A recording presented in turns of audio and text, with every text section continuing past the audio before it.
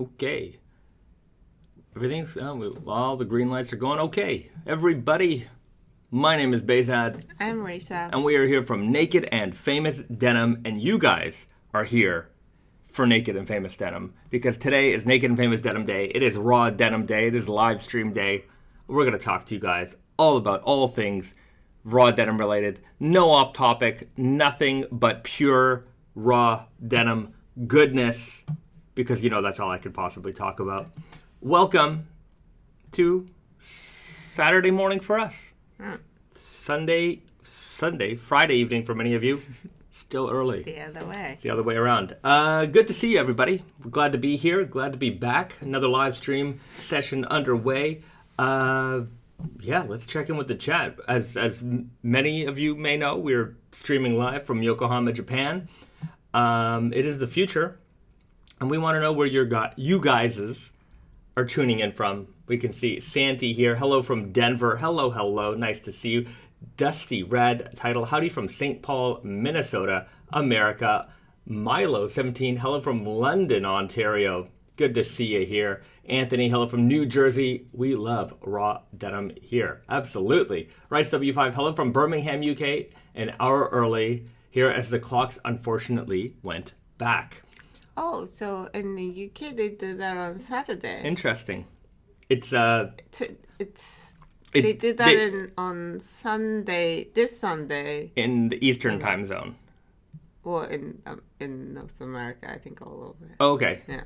Yeah, I didn't know that other places do it at different times. There is no daylight savings in Japan. They don't like to save the daylight. I wonder if UK and the rest of Europe do it at the same time. I wonder if Mexico does it. Does Mexico do it? I don't know why everybody either doesn't do it or doesn't. Can we just get on the same page with it?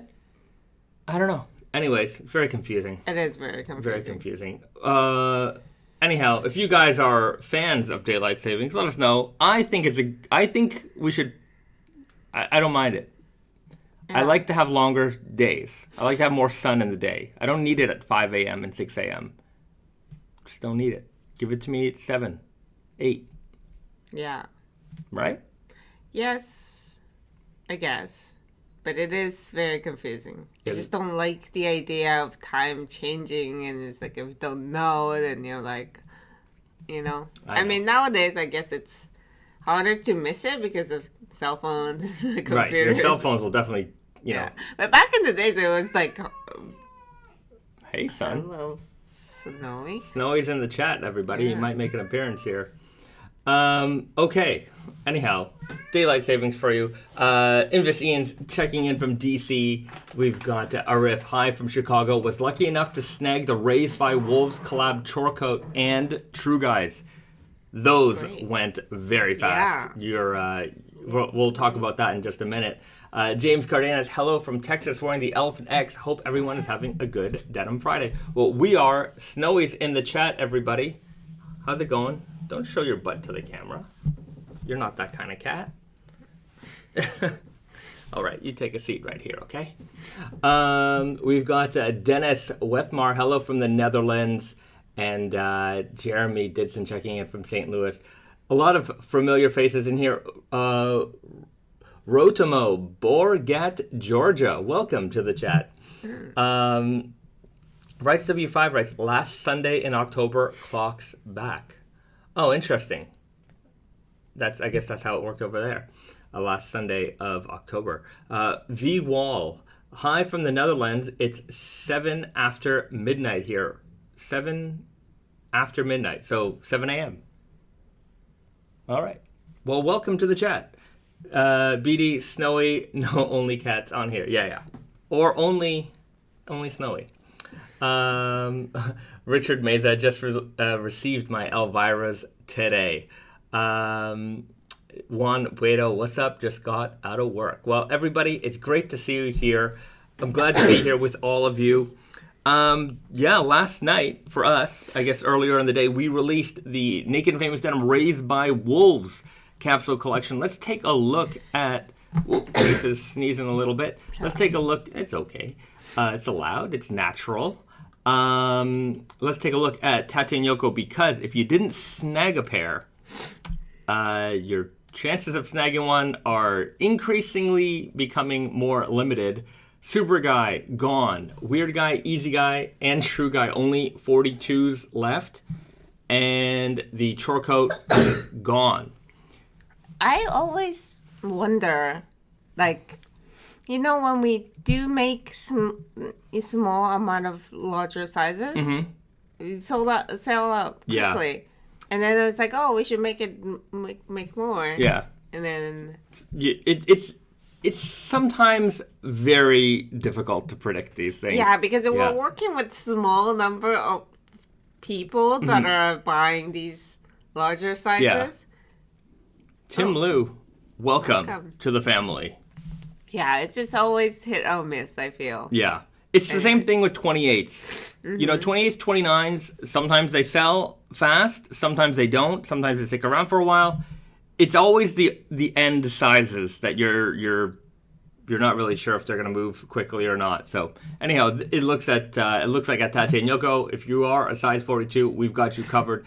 That said, if you head over to Naked and Famous Denim NYC, we have a little bit available here as well. So there are some Super Guy, Weird Guy, Easy Guy, and True Guy. True Guy, you got your key sizes here. It looks like we've got, key sizes in here as well. Usually 30 to 36 is the main event. 32 and 34 tend to be the best selling sizes overall. Chore Coat, gone. So if you're still looking for a pair, head over to Naked and Famous Denim NYC.com. A lot of people don't realize that we have a second website. The New York website has its own online store, and you can shop their inventory. So you can still snag a pair if you're still looking for one. That said, I think Raised by Wolves, they might. Let's see how they're doing, because it was a release on our website and on their website. So raisedbywolves.ca. I think .com is for America. That they have I'm not sure how it works exactly, but let's see what we have here. Sold out in the Chore Coat. Is that the Weird Guy? Easy Guy. Looks like they just have a 32 and a 44 left. Here, 32, 42, 44. Yeah, 31, 32, 30. So you have a couple of key sizes left over here in True Guy, 30, 31, 32. Yeah. I don't think these are going to last the weekend. So grab them while you can. It seems like pretty much across the board. Did they sell Super Guy? They didn't carry Super Guy. Oh, I see. Yeah. But across the board, it seems like that one's flying. So if you're keen on getting a pair, don't wait much longer. Okay. James Cardenas, so glad I was lucky to get the Raised by Wolves Chore Coat. I feel we're going to see returns in size medium needing a small. After going through the size chart, it looked like they ran a size big. Yeah, the Chore Coats run big in general. That way you can get like a hoodie or something else underneath. So hopefully everyone, referenced the chart before getting their sizes. And there are going to be some disappointments out there. There's never none. But hopefully there's only few disappointments out there with the sizing. Okay, Gary Rainey Jr., I'm looking forward to the Naked and Famous Denim 15-year anniversary. Going for those for sure. Yes. So there's the Raised by Wolves Naked and Famous. Then there's the Naked and Famous 15-year anniversary. That's going to be coming out at December? December 1st. December 1st, yeah. And in between that, we've got the Army HBT Olive Drab. We've got the King of Slub 2. Then we've got Black Friday and the Black Friday kind of collection release, including the Snowy Selvage. Now is the time to sell. Yeah, we're going to tell them all about your jeans, son. All right. But yeah, we've got those. Then 15-year anniversary. Then we've got the All Black Comfort Stretch and the Pagoda Dyed Selvage. Mm-hmm. So I think we're going all the way up to like December the 17th with the releases. And then we kick into like Boxing Day kind of events. And then the new year will start. Mm-hmm. A lot of stuff came out this season, guys. I know. Believe me, we know, because we've been really grinding it out here to get all that information out to you and to get those jeans out to you. So, anyways, there's a lot of fun ones that hit the market this season. At the end of the year, we'll do our little before the end of the year live stream. We'll recap on some of our favorites of the year, and maybe some of your favorites as well. So it's not over yet. There's still a lot to come out. Yeah, I mean, there's still 2 months. I was thinking about this the other day. It's like, it feels like Christmas is just around the corner. It is. It's like 6 weeks away. Is it? Yeah. But it's like 2 months. Well, I guess. Yeah, it's from Halloween. It is not long from now. Anyways, it just feels like it's just right there. But then if you think about it, like, the year is only 12 months long. So 2 months, it's only like 1/6. So, yeah. I don't know. I feel like there's still some time. Right. I don't know. Anyways, if you're looking for Christmas presents and things like that, don't wait too long. It's definitely something you want to get on top of early. As we get into December, and especially if you need something hemmed, hemming right now is jam-packed. I think we are going from like 7 days, it's up to like 10 days of waiting now for hems. So come on. So just be aware of that. If you need something hemmed, get your hemming requests in early, because you won't be able to. Those won't be able to be turned around very quickly at all. Mm-hmm. BD writes, "All I want for Christmas is jeans." I feel you. I feel you so much. There's like Indigo Invitational coming up. There's a lot of fade. There's the fade. I feel like there's more than one fade competition happening at any given time, and there's just so many jeans that have come out this season that I want, and I try to stick to one pair because I want to fade that pair out, and I've got my dirty fades on. But yeah, it's been tough because I wanted the Raised by Wolves one. I wanted to wear those. There were some of the JoJo collection that I wanted to wear, but there's no time. Yeah, I don't have the time. But at least through everybody, we get to see how everything's going to fade and turn out. So, it's, at least we get to be part of that. Also, that said, take my advice. This is counter business productive. I've said it 1,000 times, but like, don't load up. If you can have 1 or 2 pairs maybe in reserve, but sometimes buying for the sake of buying, it's just that pile is gonna keep growing. You're not gonna be able to enjoy all your jeans. I think it's a good idea to, I think it's a good idea to not buy too frivolously, because ultimately you end up with a stack that you may not get to enjoy, and then something new comes out and you're like, man, I got all these jeans. Yeah. Jeans are hard. Well, raw denim is hard because if you want to fade them, you can't do that in a short amount of time, no matter how much you try. So it's like, there's just like the minimum amount of time that you have to put in for each jeans, and there aren't enough days in the year. Right. I would say that like non-indigos are maybe your saving grace in that respect, like a black, a gray, khaki, like a workwear kind of brown. Yeah. Those can at least, midweek or, anytime you need a break from indigo or you want to change up your outfit, then you can switch into those. So having a couple of, indigo alternatives in the mix is fine. But yeah, just sometimes you got to chill out. I know there's a lot of fans out there who, you get into it and then you get really into it. This is like any hobby. Mm-hmm. Once you get into it, you go nuts. Mm-hmm. You start buying G-Shocks. You end up with a dozen G-Shocks by the end of the year. It's just the way it is. It's no different in raw denim. But, coming from my experience, I would say that just, pace yourself a little bit. Get your essentials. Your dark indigo. I would say your raw denim essentials, dark indigo, black, some kind of brown Yeah, khaki. brown khaki. Yeah.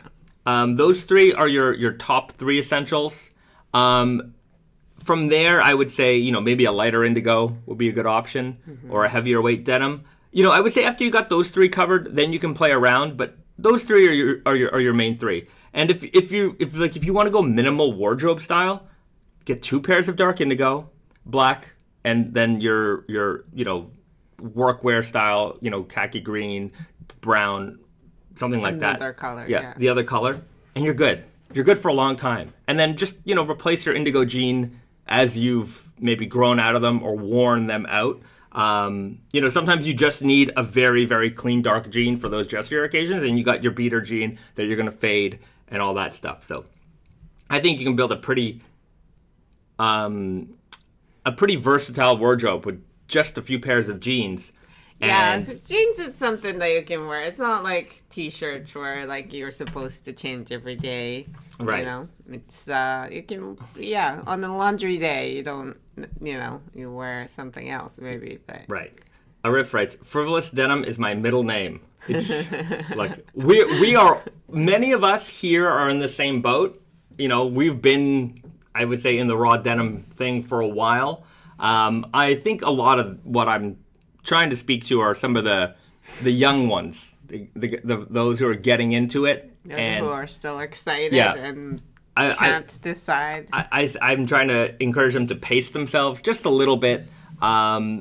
Yeah, because another thing that you talk about often is that you might think like, oh, I buy this now and I can wear it after I finished or like I get enough time into my current jeans. Yeah. And then, it might take a year and then you might not be the same size anymore after a while. That definitely happens. Like I get like if there's some like holy grail pair that you're really, really after, okay, get it, backstock it. But not every pair is going to be your holy grail, so don't treat it that way.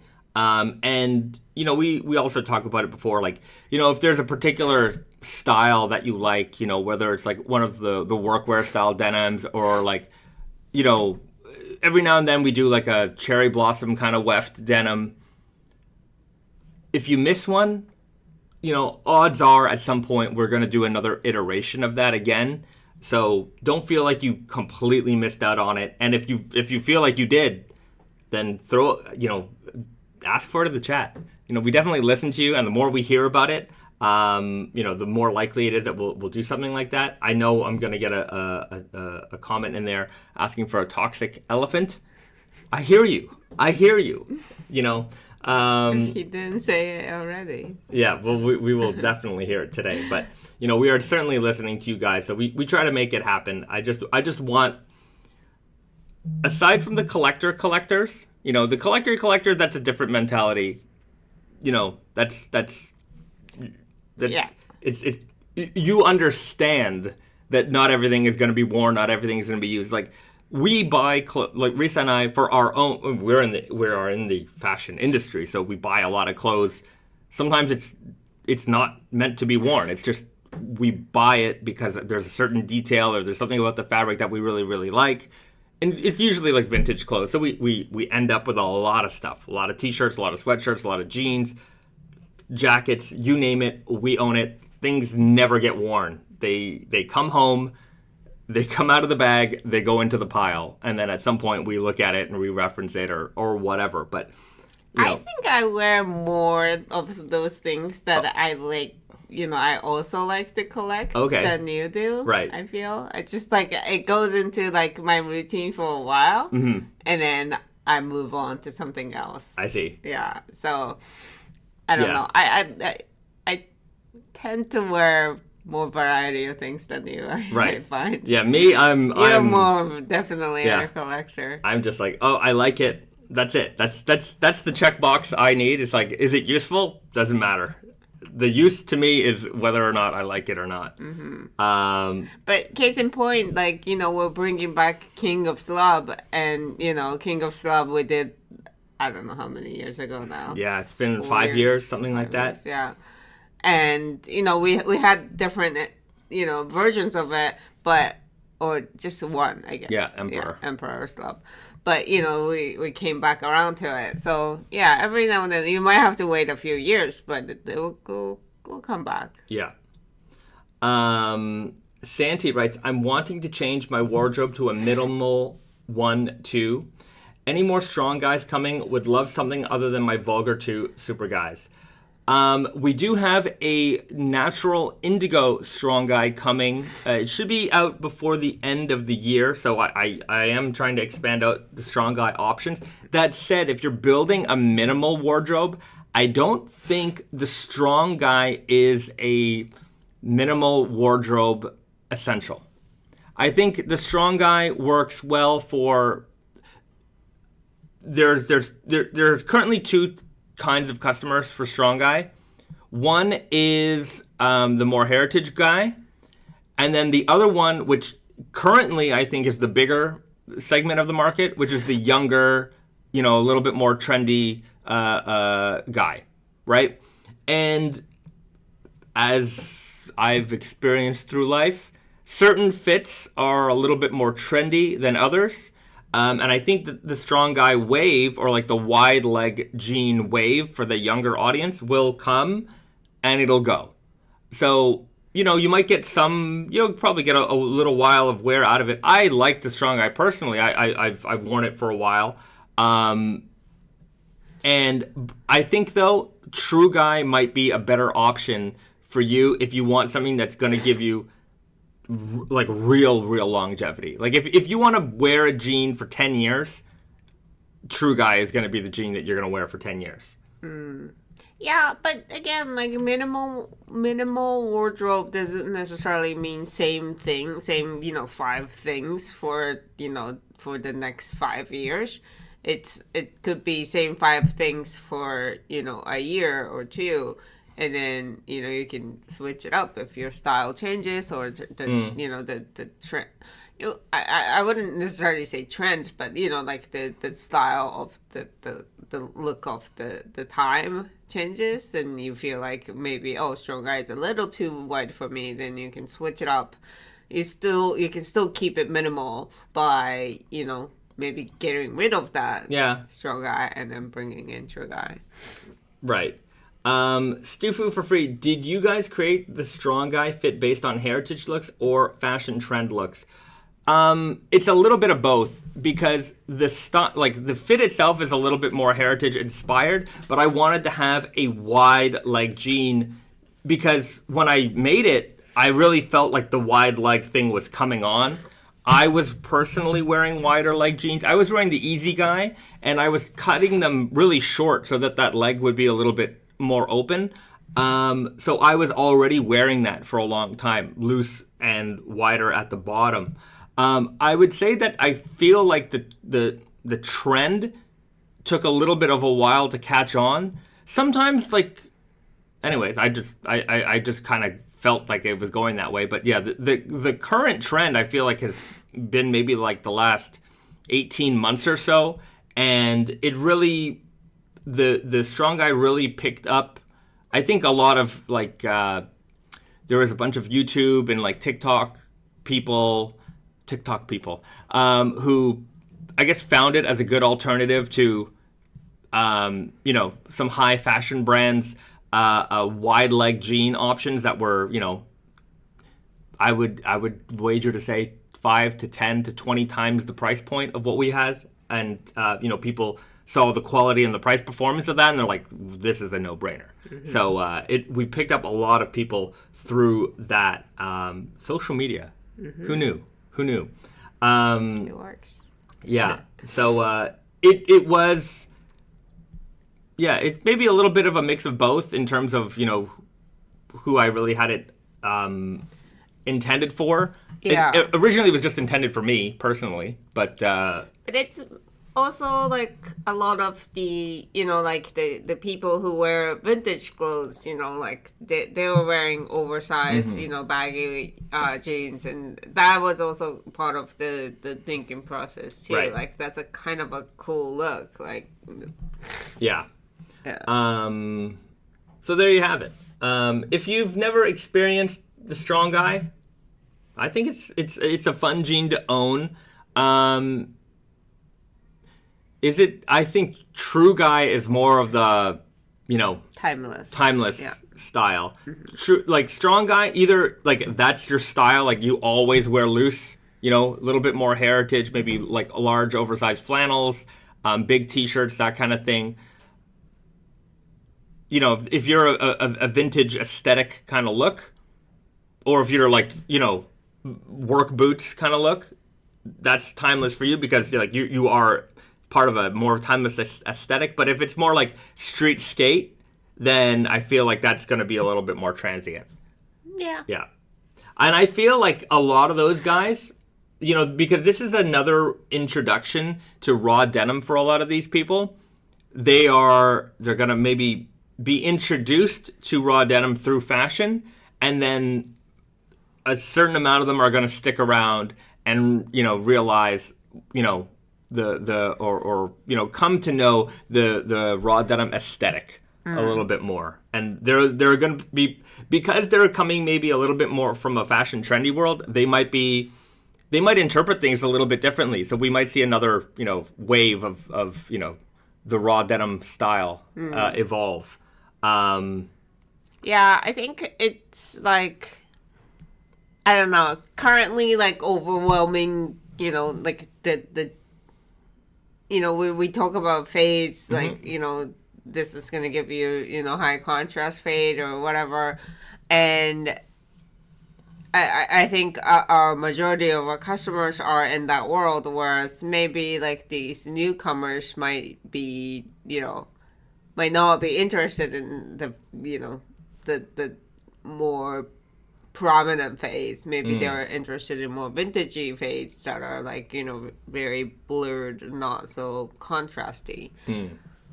Yeah, we will see. We'll see. Yeah. But, I mean, yeah, it's like, when we started making like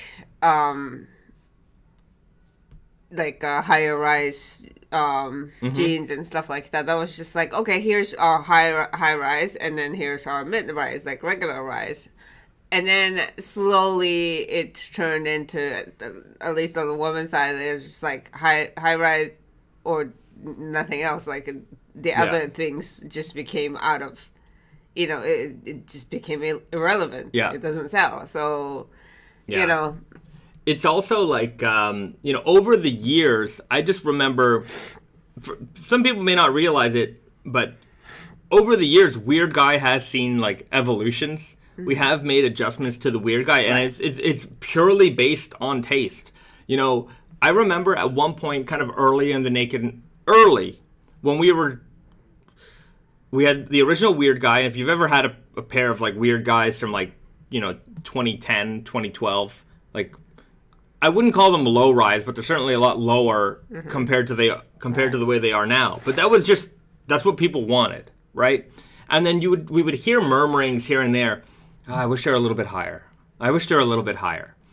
And so it was like this weird situation where we're like, this is our number one seller. Do you mess with the recipe? Do you mess with this recipe? It's working, right? So we actually came out with a jean called Weird Guy High, which was a higher version of the Weird Guy. And we're like, all right, let's try it out. It did not sell. Like, it did not sell, and nobody wanted it. And it was kind of interesting because, like, you'd hear people, oh, I wish it was a little bit higher. And maybe it was like the 2 or 3 or 4 people who, you get an email or a comment about, like, wanting a higher rise, and they might have bought Weird Guy High. But in general, like, the community wasn't quite ready for it. So, kind of seeing that the writing was on the wall, that maybe this is something that's going to be coming down the line, we just started incrementally increasing the rise, slightly changing the pocket shape, making them a little bit wider. So the current iteration of Weird Guy it's probably been this way for like the last maybe 5 years or so. Yeah, we haven't touched it. We haven't really touched it in a while. But if you haven't tried a Weird Guy on in a long time, you might find yourselves, being a lot more comfortable in them than before. But yeah, it's sometimes we just do these little, tweaks here and there just to, Yeah, and there's a benefit to like tweaking just little by little so that we don't have to like clear out an inventory, batch of inventory that is like the old fit and then, change it out to new because, we're dealing with like 11, 12 sizes of, every single item, and that can be a lot. We do have a ton of core items that if you're gonna make a change, then you have to first sell it off, and then and that's not something we can do because we carry thousands of pairs of jeans in stock. Well, that would take forever if we were to do that. It'd be impossible to clear it all out and then have it all come in. So it's just based on that, it's just not. It's not that feasible unless we had some kind of crazy fire sale. Everything's $1, everybody. But yeah, so when we do changes, they're always slight. We haven't had to make any adjustments to True Guy at all. That's been pretty much, we knocked that one out of the park. It did take a long time to get it out there, but I think everybody who has got a pair is enjoying them. Easy Guy saw one change. The inseam. Yeah, the inseam. So this was, I just had to wave the flag. I was... the Easy Guy, the rise of the Easy Guy is quite long. And the idea was that where the jeans are designed to sit on your waist, you would have a drop crotch, right? But because of the drop crotch, the inseam length was a little bit shorter. So it looked, at least on paper, when you measured it was shorter, but it would actually be around like the same length as any of our other jeans, right? So just imagine the jeans that you're wearing right now. If the crotch was 2 inches lower, it would, the inseam measurement is technically shorter, but they would still fit you, right? Like it wouldn't change. It will fall at the same length. Yeah. So I tried to explain that for so long, just constantly trying to say that no, they're not short. They're actually going to fit you. Look, we've got, our tall staff here. They're 6'3", they're 6'4", they're wearing them, no problem. They even have room to cuff. And people we just get these emails, oh, they're too short, they're too short, they're too short. So we just made them like 33.5-inch inseam now, and nobody says anything about them being short anymore. Yeah. Yeah, it's...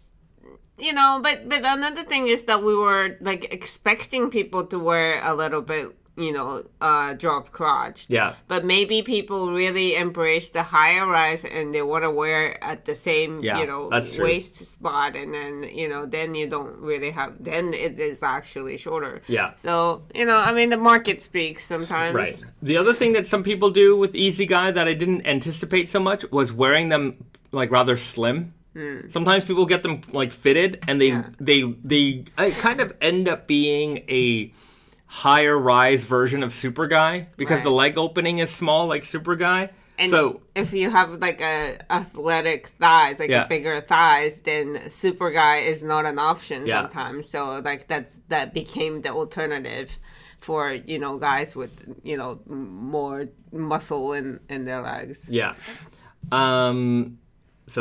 Andrew with a question. I saw that Plenty, so there's a store in Vancouver, was listed on the store locator for Naked and Famous. I went there and they said they don't carry it anymore. Why is that? That's not entirely true. They do carry, and sometimes some shops, they might not have it for a season, or they might, it just depends on the business at hand. So I know that we have an order for them for next season, so certainly there will be more stock there. It's just maybe at the present time for fall 23, there might not have been budget, or there might not have been the demand for something. So sometimes you might find a store on our store locator that is, a store that consistently carries the product. And sometimes you have retailers that, they dip in and out. But, we don't necessarily remove anybody just because they didn't have, an order for one season. But, if they've not carried it for a long time, then they might be removed from the store locator. Also, just FYI, that, updating a store stockist list doesn't happen, weekly or monthly even. Yeah. It happens, it happens whenever I have time, honestly. And at that point, I evaluate, have this customer bought in the past year. Because I don't want to cut them off at because sometimes, there's a dip between 6 months. Doesn't mean, they're just working off of bookings, like they're seasonal customers. Whereas some of them continuously, restock the core and stuff like that. Others not so much.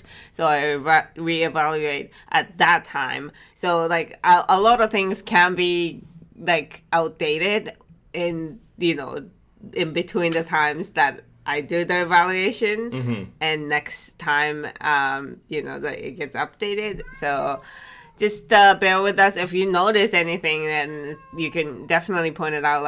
Hey, this store has it, but you don't seem to have it on the website, or vice versa. Yeah. So I kind of could use the community help on that. A little motivation. Yeah. So it's not an exact science here.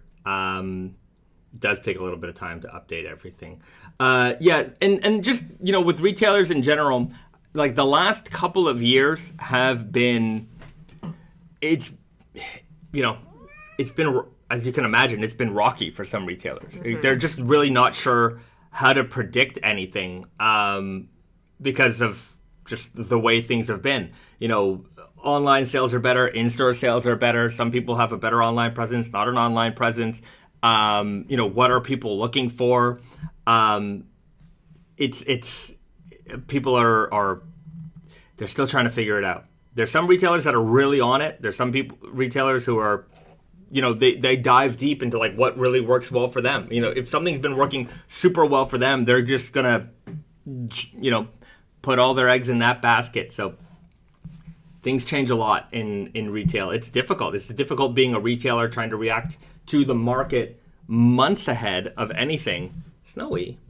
You can sit on our lap. It's difficult to react months ahead. Sometimes the things that you think are gonna go crazy, don't.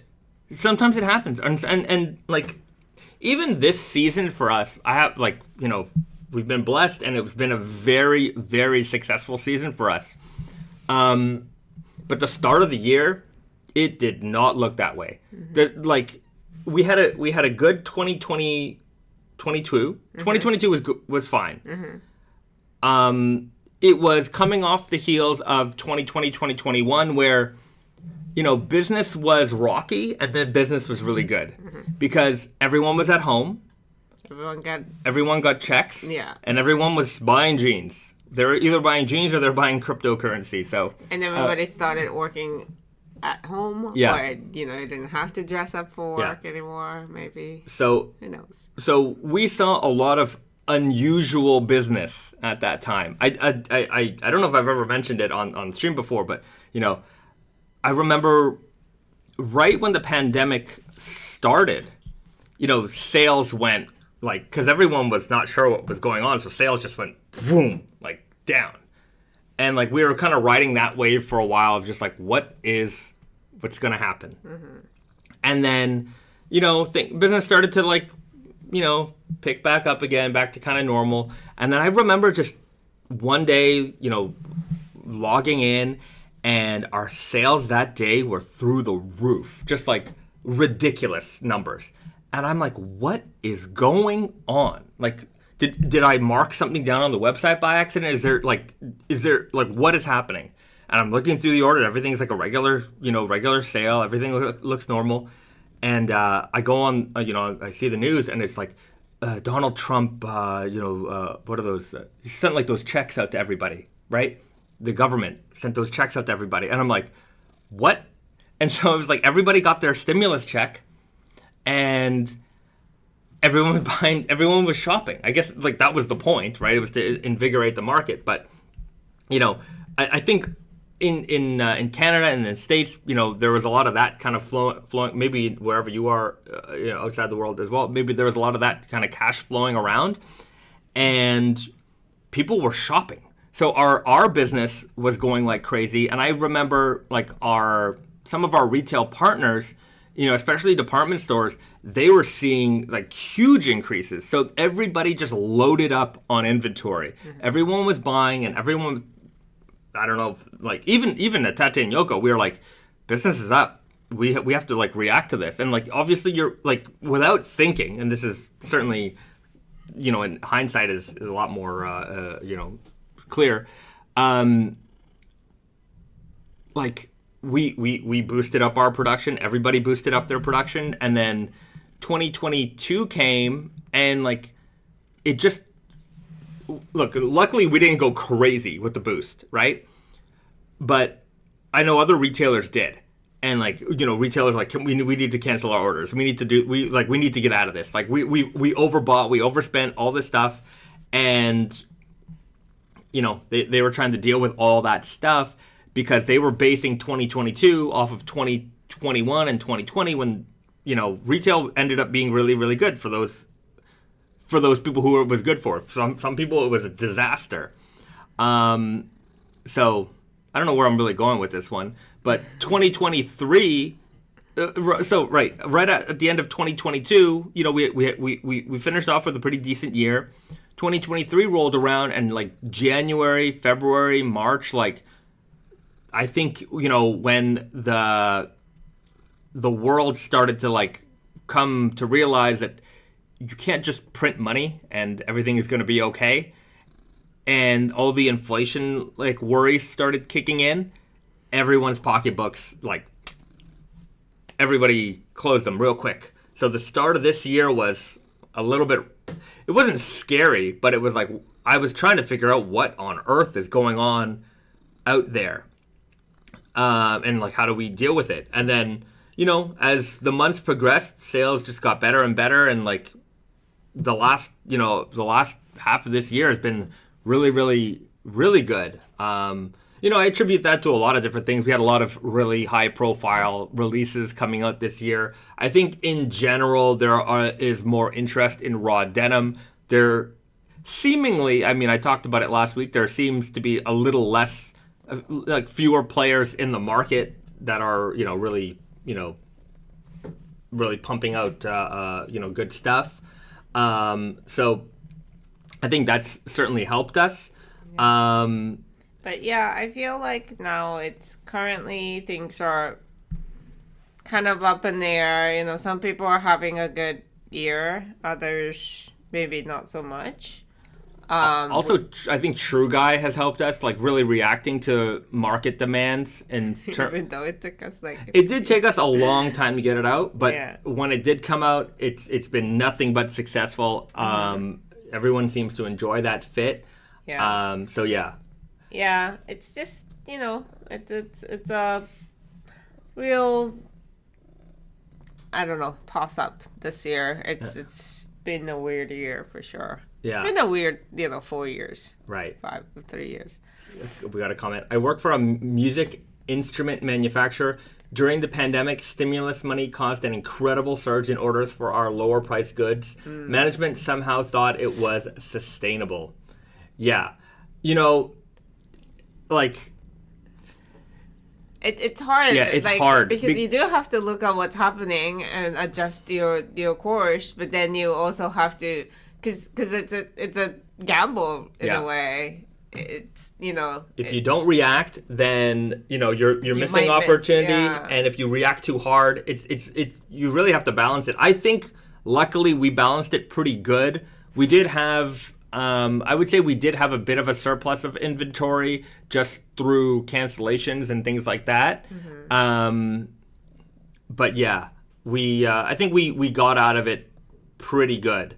Overall, I would say that we are, like, everyone looked at like 2019 as being like the, you know, oh, are we back to like pre-COVID levels? I'm like, we're at like peak COVID levels in terms of business, so we're lucky there. Yeah. But you know, from experience, we know that, you know, once we get into like a warmer season, we'll have a dip, and you know, stuff like that. We just you know, we know for sure. And other things like, you know, just pandemic, nobody really could have predicted it. Yeah, so. Nobody saw that coming. Yeah. But yeah. But I do think that, having our own factory really, like, helps us, react quickly to certain things. Like, we don't have to, if we're seeing something moving really quickly, like, our problem is getting the fabric because it takes a long time to make fabric, especially on shuttle loom, salvage denim. And put it on the boat, and it takes forever. Like, even the shipping was taking so long, and that's why, like, we were having, like, really a lot of out of stock things, and delay in seasonal things, and out of stock in core items for a while in 2021. Yeah, that's true. A lot of the core was just straight up sold out for months. And then when you'd get it back in a big way because, we would get all this fabric, and then it was like, okay, put it into production now. But my point is that, like, all these outside things affect us massively, but at the same time, at least for us, if we get the fabric, we can work quickly. We can, make things that we need at that moment quickly and put it in our warehouse away. So that did help us. Yeah. Salsa writes, True Guy is the fit I always wanted. Well, good. There you go. You got it. Nailed it. Stephen Litt writes, I literally just now came home from getting my first pair of True Guys at the New York store, Sumi Inks. Well, fantastic option with the Sumi Inks there as well. I hope you enjoy fading those. But yeah, True Guy really has knocked it out of the park for us. A lot of fans there. Jeremy Didson writes, I just wish True Guy was out when the DBZ, Ghostbusters, Street Fighter, etc. collections were releasing. Yeah. I mean, I think, let me put it to you this way. I think if True Guy came out then, it would not be the same, it did not have the same demand as what it has today. Mm-hmm. Skinny fits for the longest time really dominated the market. Like, not just skinny fits, tapered fits. Like smaller leg opening was like the norm. Yeah, small leg openings. That's right. If it wasn't a small leg opening, people weren't that interested in it. And like the idea of a larger leg opening, there's this like bug in here that's been bugging us for a while. So even if we had True Guy back then, I think it would probably have not been a success. I think True Guy is a little bit more of the current time, and I think people are starting to remember how timeless a fit like True Guy is. When we started Naked and Famous, there was a fit called Slim Guy, which, it was despite the name, I don't think it was that slim of a fit. I mean, in retrospect, it wasn't that slim of a fit. Maybe when it came out, it might have been a little bit more. Was it on the slimmer side of normal men's jeans? Yeah, right. Because a lot of men's jeans were loose at the time. And so Slim Guy came out. Maybe the name wasn't right, but the fit was too wide for people. People were just like, this leg opening is too much for me. I need something with a smaller logo opening, smaller leg opening. Remember how many people on the forums used to just talk about, oh, I'm going to get my weird guys tapered. I'm going to get my weird guys tapered. I'm going to get my super guys tapered. I need that leg opening to be, the size of a pinhead. And that was just the way it was. Now I think there's a lot more room for variety.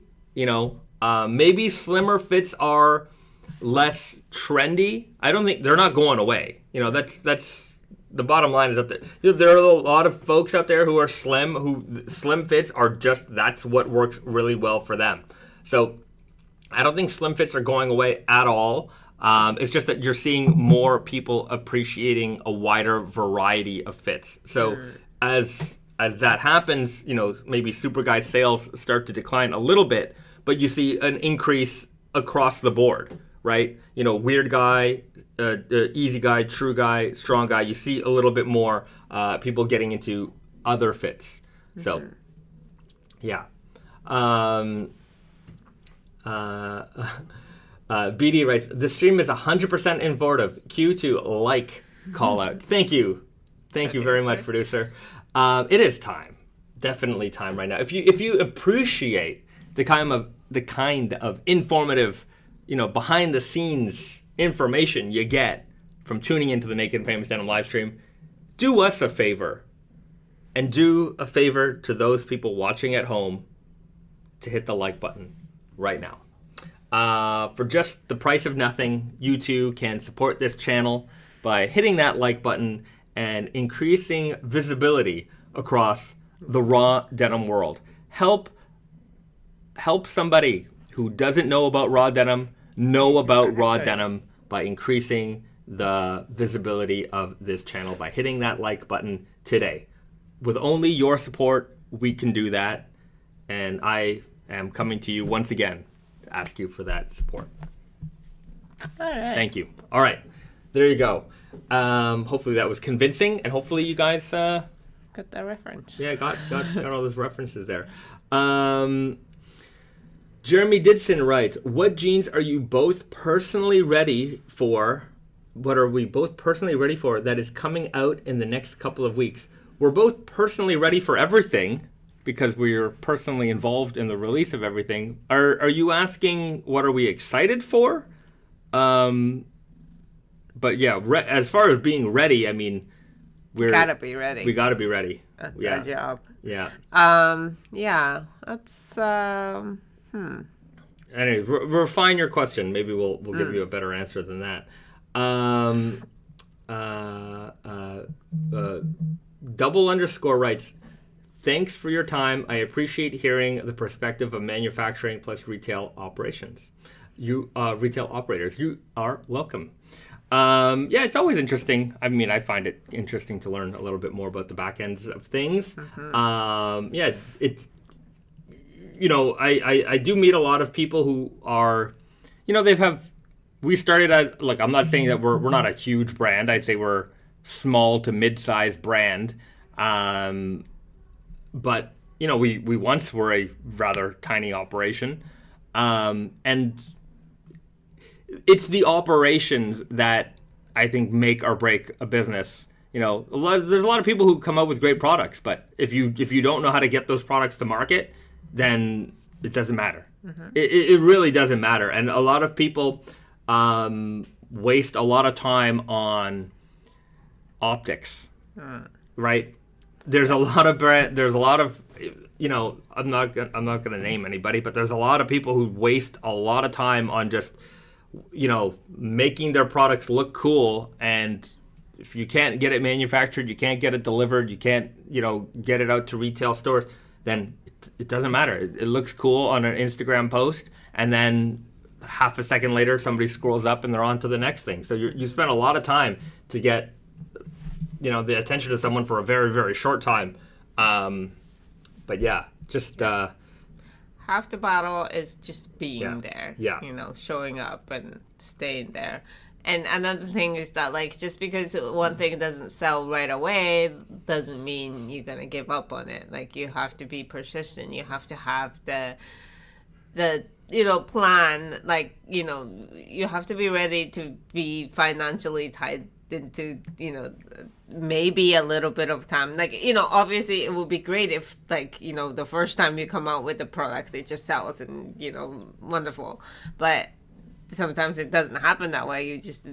Having, like, sticking to a certain things sometimes helps. So right, I think that was one of the biggest lessons, I think, with Naked and Famous. We just kept, even when the raw denim wave kind of went down, we just kept with that, and it was fine. Yeah, when athleisure took over the world, yeah, it was, because, like, it went from, like, heritage and raw denim, like, being, like, the mega trend to athleisure. And everyone was making athletic pants and elastic bottom pants, and it was like, okay, you saw a lot of raw denim brands pack it up then and there. They're like, we're done. See you later, guys. And yeah, we'd be at the trade show, and it would be, I remember when we started, we started at this little tiny trade show called Capsule, and then that trade show got bigger and bigger. As that trade show got bigger, you would just see, every little company coming out there with their raw denim brand, and they started when the wave was already at its peak, and they were gone when the wave had crashed. And but anyway, we stuck it out thick and thin. We just continued to build the community, and we maintained our authenticity to raw denim. That's tough for some people. They try to jump on every wave they can. Yeah, Very difficult. There's a room in the market for those kinds of brands that are, like more trend focused, like, see what's working and then you just, quickly act to it. Yeah. And there's definitely a room for that. I think that's a good business model too. It's just that, like, if you want to dig deeper, if you want to have a stable, like, reliable community behind it, really. Yeah, it's right. It takes time. Joel writes, did you guys expect the popularity of the Raised by Wolves collab? Jackets sold out in under 10 minutes. Yes. We had so little too, though. Yeah. To be honest, like, it's not like we had a ton of inventory and it just all sold out. It was very limited. Right. But yeah, I think, through these live streams and stuff, we kind of warned people like that was gonna go. The Naked and Famous 15-year anniversary might have a little bit more. There's more inventory of that, and it's going to be available through a variety of retailers. So, I mean, look, I wouldn't hold my breath on that one. There's certain ones that like they're gonna go quick. Some styles there's a little bit more in. I would say that like capsule collection stuff, there's a lot less inventory in general. Those ones they're just not, like, because of the distribution also, like the main collection stuff that gets produced for all of our retailers, so there's just a lot more inventory out there. But when it's like a capsule collection, like we produce enough for like Tate and Yoko, and maybe if we're selling it to a couple of other retailers, just enough for them. So there's generally not as much. How much can vary, sometimes it's 300 pairs, sometimes it's 400, 500 pairs. But like a bulk production, like, Elephant, we might make over 1,000 pairs, sometimes 2,000 pairs. Like, it's those we tend to have a lot more inventory of, because there's, I would say, generally more demand. Whereas the capsule collections, like, there is demand, but it's specific demand, right? Yeah. But I mean, we don't necessarily want things to sell out in minutes or anything. But we do have to make sure that things does eventually sell out. So that's the difficult balance, right? Because I'm just gonna bring it to to New York, because like, for example, some things, quote, they sell out in minutes. Some things do. Like if you check out the JoJo collection on Tate and Yoko, a lot of it, like Jonathan, I kind of knew that wasn't going to be like the hot one, just because it was a little bit more classic in style. People were maybe a little bit more interested in the flashier models. Joseph's almost gone, size-wise, it's kind of the odds and sods. Jotaro, we knew that was going to go, but like as much as we're sold out on Tate and Yoko, if you head over to New York, like we still have inventory, like, and it's been a few weeks, so you can still grab, like Jotaro maybe not so much, but you can still grab, like, Easy Guy 32, 33, those are still in stock. So some things they sell out, they do sell out, but some things we still have stock. It's just maybe there's a perception that everything sells out in minutes. Yes, some things do, but 32 Easy Guy, 34, these are like the key sizes, and they're still here. So if you're, we try to meet the demand, but yeah, Raised by Wolves, yeah, there's still some little less here, but True Guy 32 and 33, those are the best sizes, and we still got them there for you. So yeah, it's tough. There's no magic answer to this one. Maybe the idea, do a pre-order and make everything. I'll tell you the problem with pre-orders is that jean production,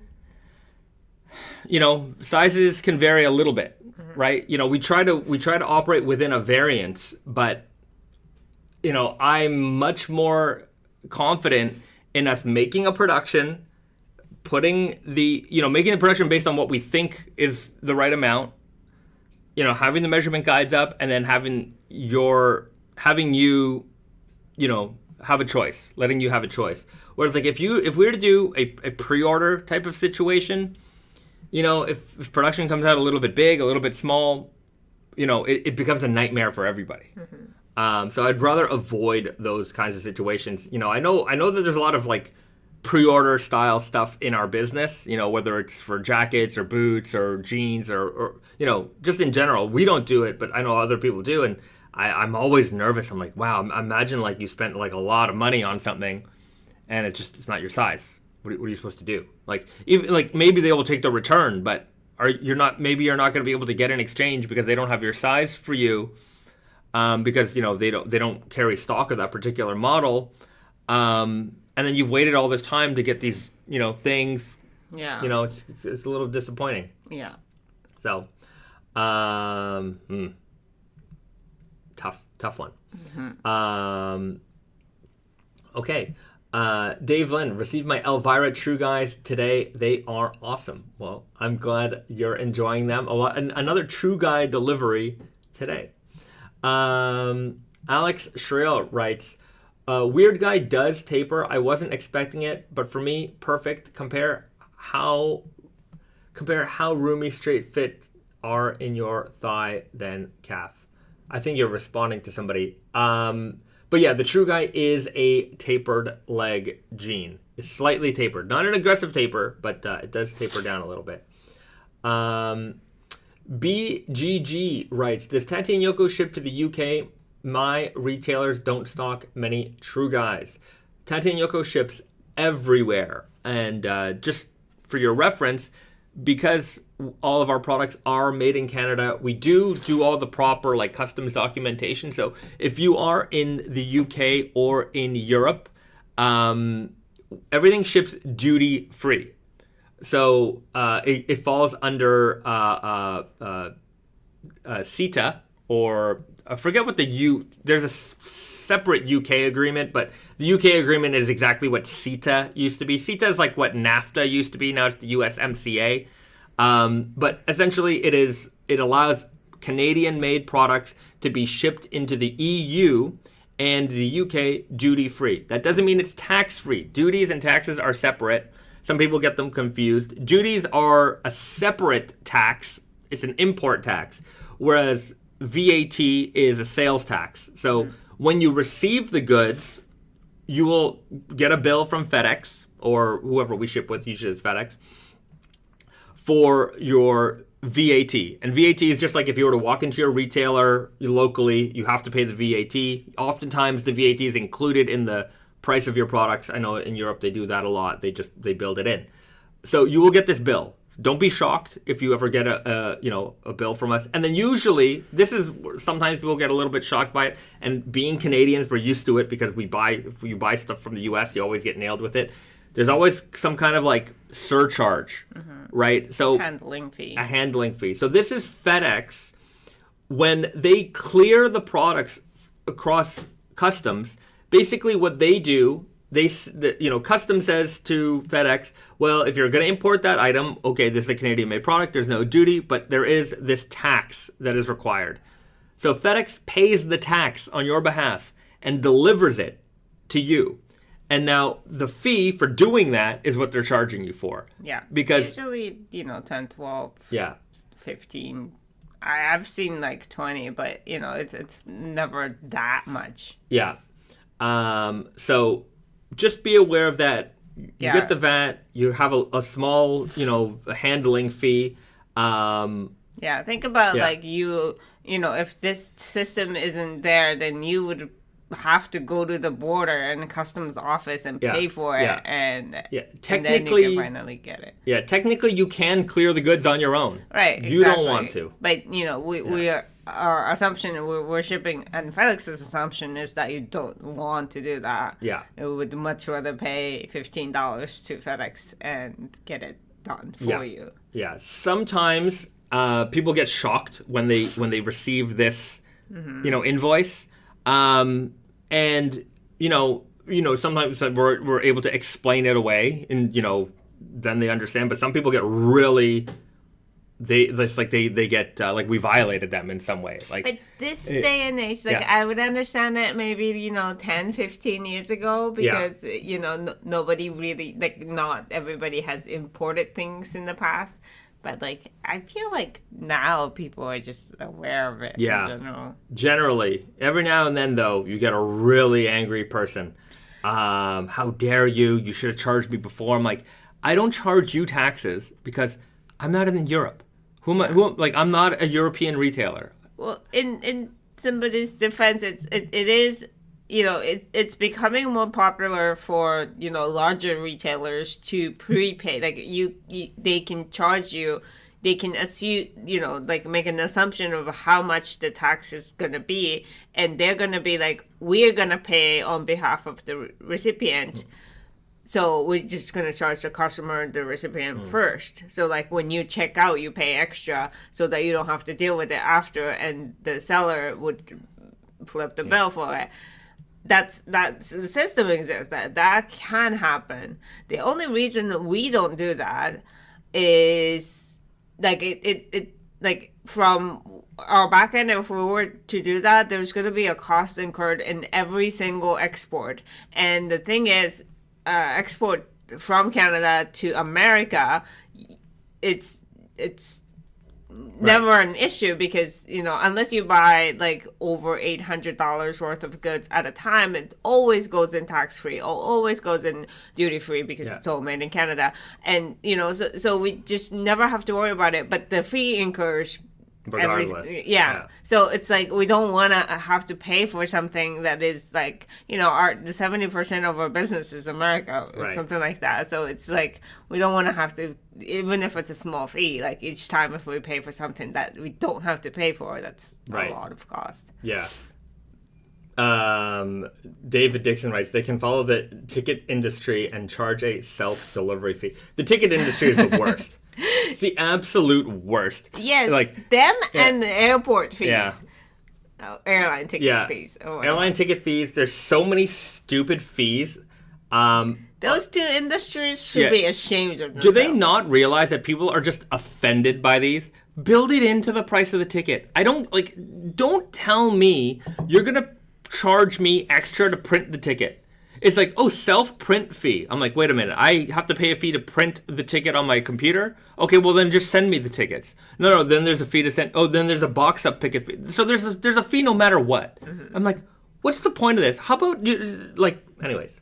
I absolutely despise those people the most. That's the worst industry. And on top of that, they charge handling. So it's like, what is handling if all of these other fees don't get covered on there? And I bought the ticket myself online. It's not like I called somebody. I called the box office, right? This isn't like 1988 where you had to call Maple Leaf Gardens and buy tickets to the show. No. I went on the internet. I did the work. I put in my information. I bought the ticket. I remember, going to like Ticketmaster and, Ticketmaster. There used to be a Sunrise Records or Sam the Record Man, where I used to go and they would sell concert tickets. So you'd have to go. And I'd go in there and like the staff would be on there on the computer, doing that all. Like, okay, maybe, but like, isn't that the price of admit? Like, anyways, nonsense. Yeah, I hate it. Nonsense. And like with the tickets also, it's like you're looking at concert tickets. You don't buy that so often, and they're like, oh, it's not so bad. It's only like $50, and then the bill ends up being like $90. It's like, what? Right. Nonsense. Rice75. Any excuse for tax? British mainland customers get charged VAT from places like Jersey or Gibraltar? Yeah. I mean, I would say that these, how can I call them? What is the appropriate word to call these people? These vultures will do anything to withdraw your wealth from you. Yeah. Anyways, we're trying to navigate, this complicated world of online shopping, but... Right. We'll do the best we can. Juan Puedo writes, $300 for Raider tickets, but with ticket fees up to $520. That's crazy. $520. That's too much money. It's way too much. I was having a good conversation with a friend of mine, and we were talking about the prices of tickets, and I was inviting. I'm like, oh, you got to come to Japan. Like, you know, you want to watch pro wrestling? Come to Japan. You can go to Wrestle Kingdom, which is like the equivalent of WrestleMania in Japan. I'm like, you can get floor tickets for like $200, $300, like on the floor. I'm like, do you know how much that would cost at WrestleMania? To be fair, WrestleMania is a bigger show. Yeah. Fine. But this is the biggest pro wrestling show in Japan. It's at the Tokyo Dome, 40, 50,000 people there. Yeah. On the floor for $200 to $300. If you want like front row, maybe you're gonna spend $1,000. But like it is not that expensive in contrast to any other show. Like I've been to like WWE live shows, like not even like TV show, like, you know, TV tapings, and it costs more money than that. And yeah, I mean, yeah, that's, you know, like you can't compare WrestleMania to Wrestle Kingdom. It is comparing, like, I don't know, the gap to us, really. But, well, maybe. I mean, it is a big show, but it's like the value, like they're not bringing out Snoop Dogg, you know. They're you not. Know what I mean? They brought out Mercedes Moné last time. Snoop Dogg's niece. She was there. She was great. But anyways, yes, right. It is not as big as a show as WrestleMania, that's for sure. But my point is that the biggest show in Japan, which is still a very big show, as far as the wrestling world is concerned, is a very affordable show to go to. Like, Japan is really not in the loop with inflation. Like, this time around, the wave of inflation, it is hitting us a little bit. Like, you know, the price of, you know, food and stuff is higher. Everybody's raising prices, including like, you know, sewing cost and all of that stuff, cotton and everything. But at the same time, it's really not on par with the West. Yeah, the West is just constantly like going inflation. Like, we didn't really get that until this wave, so like we're still far behind that train. Yeah, which, you know, I don't know. We can debate if it's good or bad. Yeah. But all I can say is that if you are from America, come and visit Japan now. Yeah. Don't dollar. Yeah, don't walk. Run to Japan. Your dollar that used to be 100 yen now is 150 yen. Yeah. Which is, you know. Yeah. The yen, 100 yen to the dollar was on par for the longest time. The whole country's half off. And like half off, but yeah. You know. It just get over here and enjoy all you can of Japan. I really highly recommend it. There's no better place right now to go with your American dollar than this country. And the fact that, you know, it's a lot easier to navigate nowadays. You know, you if you speak English, you are good. You're not gonna struggle too much. Yeah. Yeah. David writes, Japan was likely expensive in the 1990s, but the years of straight stagflation have allowed the rest of the world to catch up, and I find Japan to be a great value to travel to. Absolutely true. Absolutely true. Juan Puedo, I have to learn some Japanese. You're going to be fine. If you stick to the cities, you will be fine. And even if you don't, you got Google Translate. Yeah. Google, like, I remember coming to Japan pre-Google Translate, and I managed to get around. Pre-Google Translate and being able to have like international internet. Like if you were to turn on your data overseas. I remember one time I was in Singapore, and I turned my phone off from airplane mode, and it connected to like data for a second, and I started downloading my emails. And like for being on data for like a minute, I had like a $50 bill for data. Like it was like crazy. And I'm like, I was on for a minute. Like, yeah. So, but nowadays, like, you know, there's like international data plans. You can get There's eSIMs. free Wi-Fi There's free everywhere. Wi-Fi everywhere. I do remember, like, before these, you know, free Wi-Fi everywhere, like, you had to go to internet cafe, like, in other countries to get internet sometimes. Right. Yeah, all the, like, train stations here have free internet. It's the wave of the future. You'll be fine. Come and enjoy the country if you can. And I think you guys, especially if you like raw denim, you're gonna enjoy all the you know, vintage fashion denim related stuff that this country has to offer. Anything that you're into, there's probably a, you know, very deep subculture built around it. Yeah. The Raven. Is it okay to wear lace-up boots in Japan, or should I invest in some slip-on boots for the visit? Oh, yeah. Some restaurants or some places make you take off your shoes. So yeah. If like that's your travel shoes, you might have a lot of time wasted in tying and untying your shoes. Sometimes you go to the restaurant. But some, like, I feel like I'm never really sure, but like, which kind of restaurants require you to take off your shoes and which ones don't? Yeah. Sometimes a surprising one make you take off your shoes yeah. too. But you know, it tend to be more Japanesey places that makes you take off your shoes. So, you know, those might be some, you know, tend to be something that you want to go to when you're traveling. Yeah. David Dixon, don't wear socks with holes in them. You'll be judged. Yes. Make sure your socks are good. You'll be fine. But I think you guys can all handle that one. It can be fun just going and buying a map, though. That's true. Having a physical map is always nice. I did that when visiting y'all in Canada many years back. I'm just going to say this. Unless you're very good with maps, like, I think it's a lot harder in Japan. Streets are not like, you know, like in Canada or America, most of America, you know, the streets are kind of a grid. Yeah. It's a lot easier, and it's all named.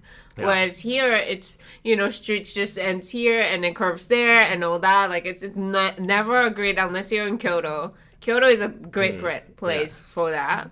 Because it's all grids. And there's a lot of, like, street names are impossible. There aren't street names. Yeah. Like, unless it's a big street, it doesn't have names. So you can't, like, be like, oh, turn right at this street. No, turn right, you know, like 4 corners from here or whatever. Like, it's a lot harder. So I don't think you should rely on maps. Yeah, Google Maps is what you want, because it'll tell you in 100 meters, make a right.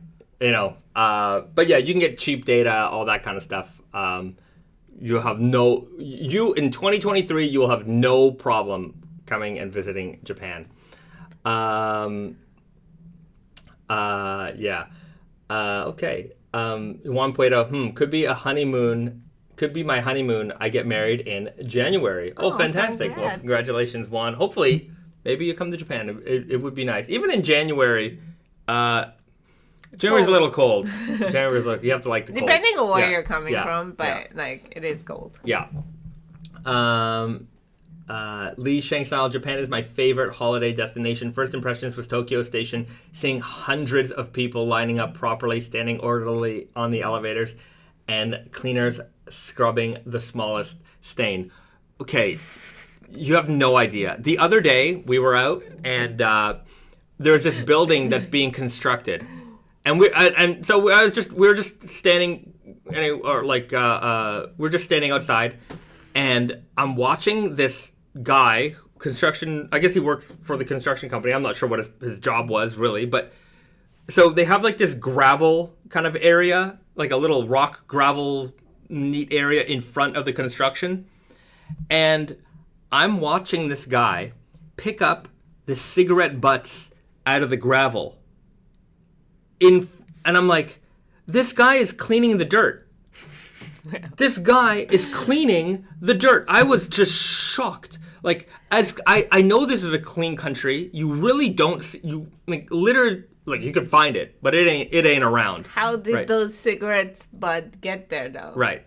I'm not happy with that. Maybe it was that's true. People usually don't show.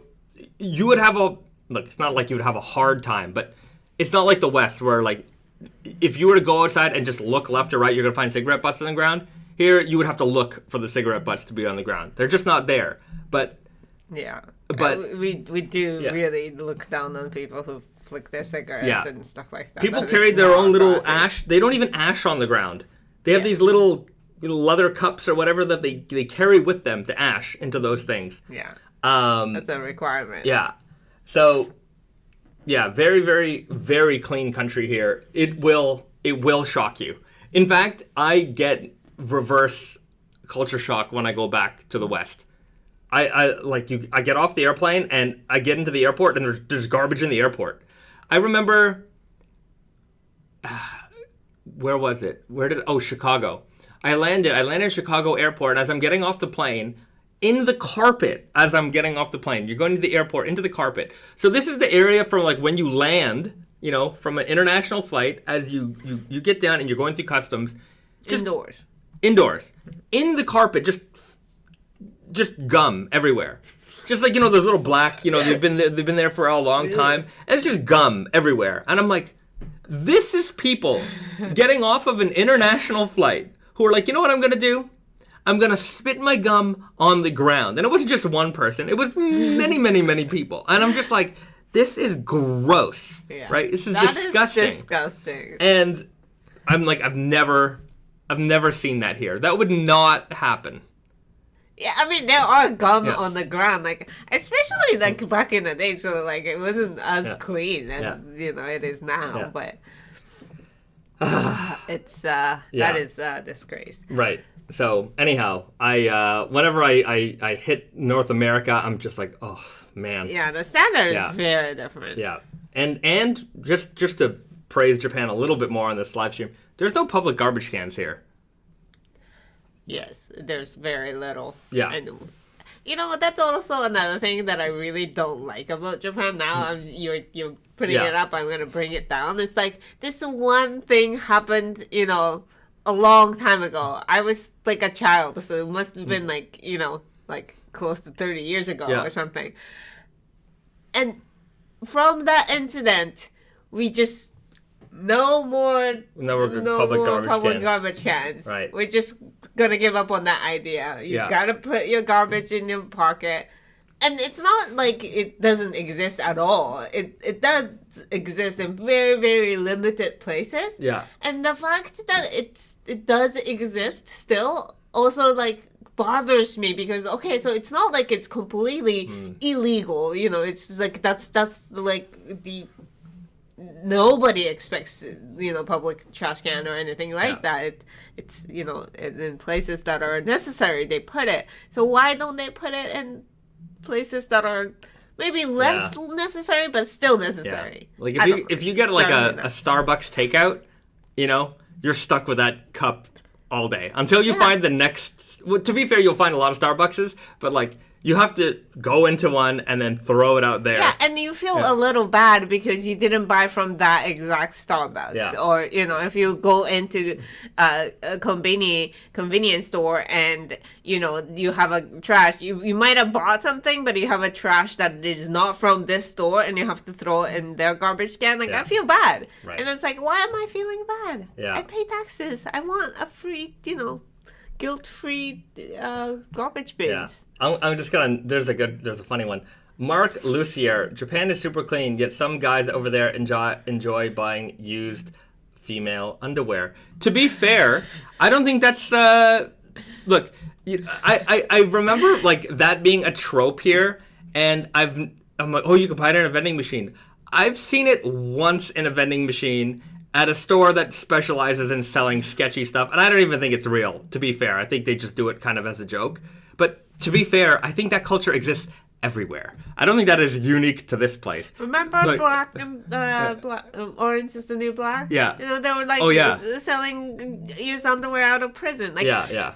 It might be a little bit more accessible in Japan because everything is a little accessible in Japan. But with the culture of the internet nowadays, I think all of that stuff, everyone's buying that stuff. Not everyone. Freaks. I'm going to call you freaks.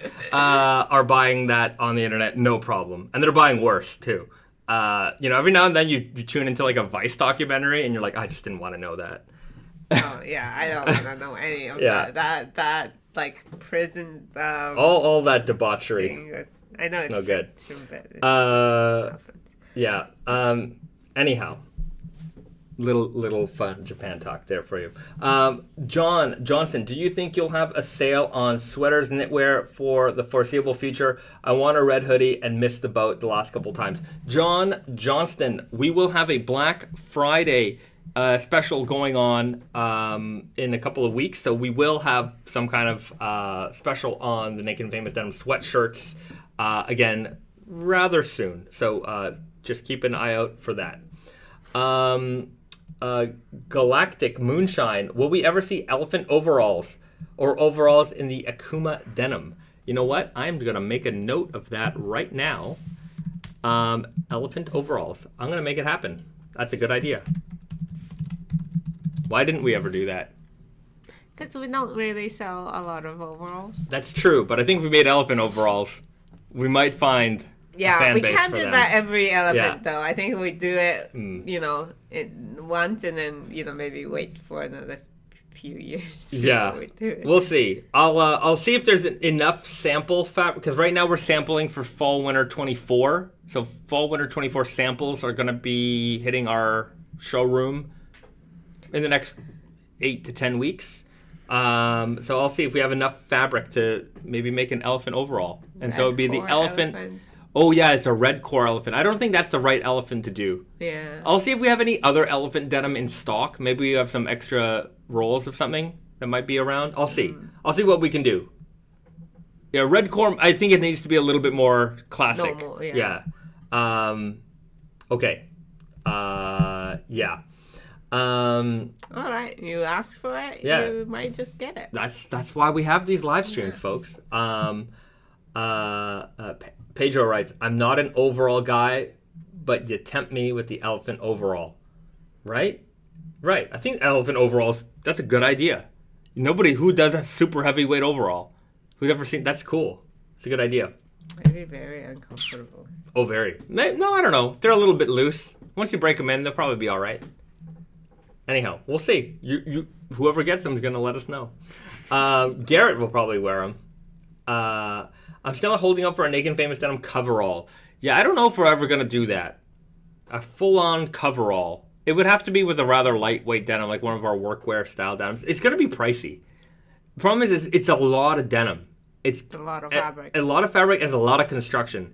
It's going to be expensive. Yeah, the reason why like workwear coveralls are inexpensive in general is because they're not using the best fabric in the world, and their factories are very much set up for mass production of that particular garment. Ours isn't. Like, we'd have to set up for that, and I can't imagine we're going to sell too many. So it's an efficiency thing, and it would just drive up the price a lot. Mm-hmm. Yeah. Oil stains included on those coveralls only if they're involved in a pie eating contest. And for those people who watched the last episode of This Week at Tate and Yoko, you might know a little bit about that. That said, in fact, if you guys haven't watched the last episode, one of the best.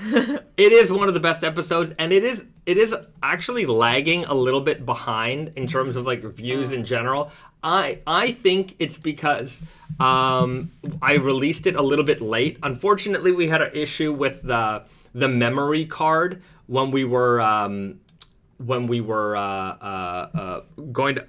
Anyways, the boys, they sent me the raw footage, and I just edited it up and put it up. But anyways, the footage was lost, and we had to recover it. So we wanted to release it on the 31st. So on Halloween, but it ended up coming up on November 1st. And I just feel like everyone's brain switches to Halloween's over. And so to see a video with the thumbnail with a giant pumpkin, people were like, maybe it's not for me. But go and watch this video.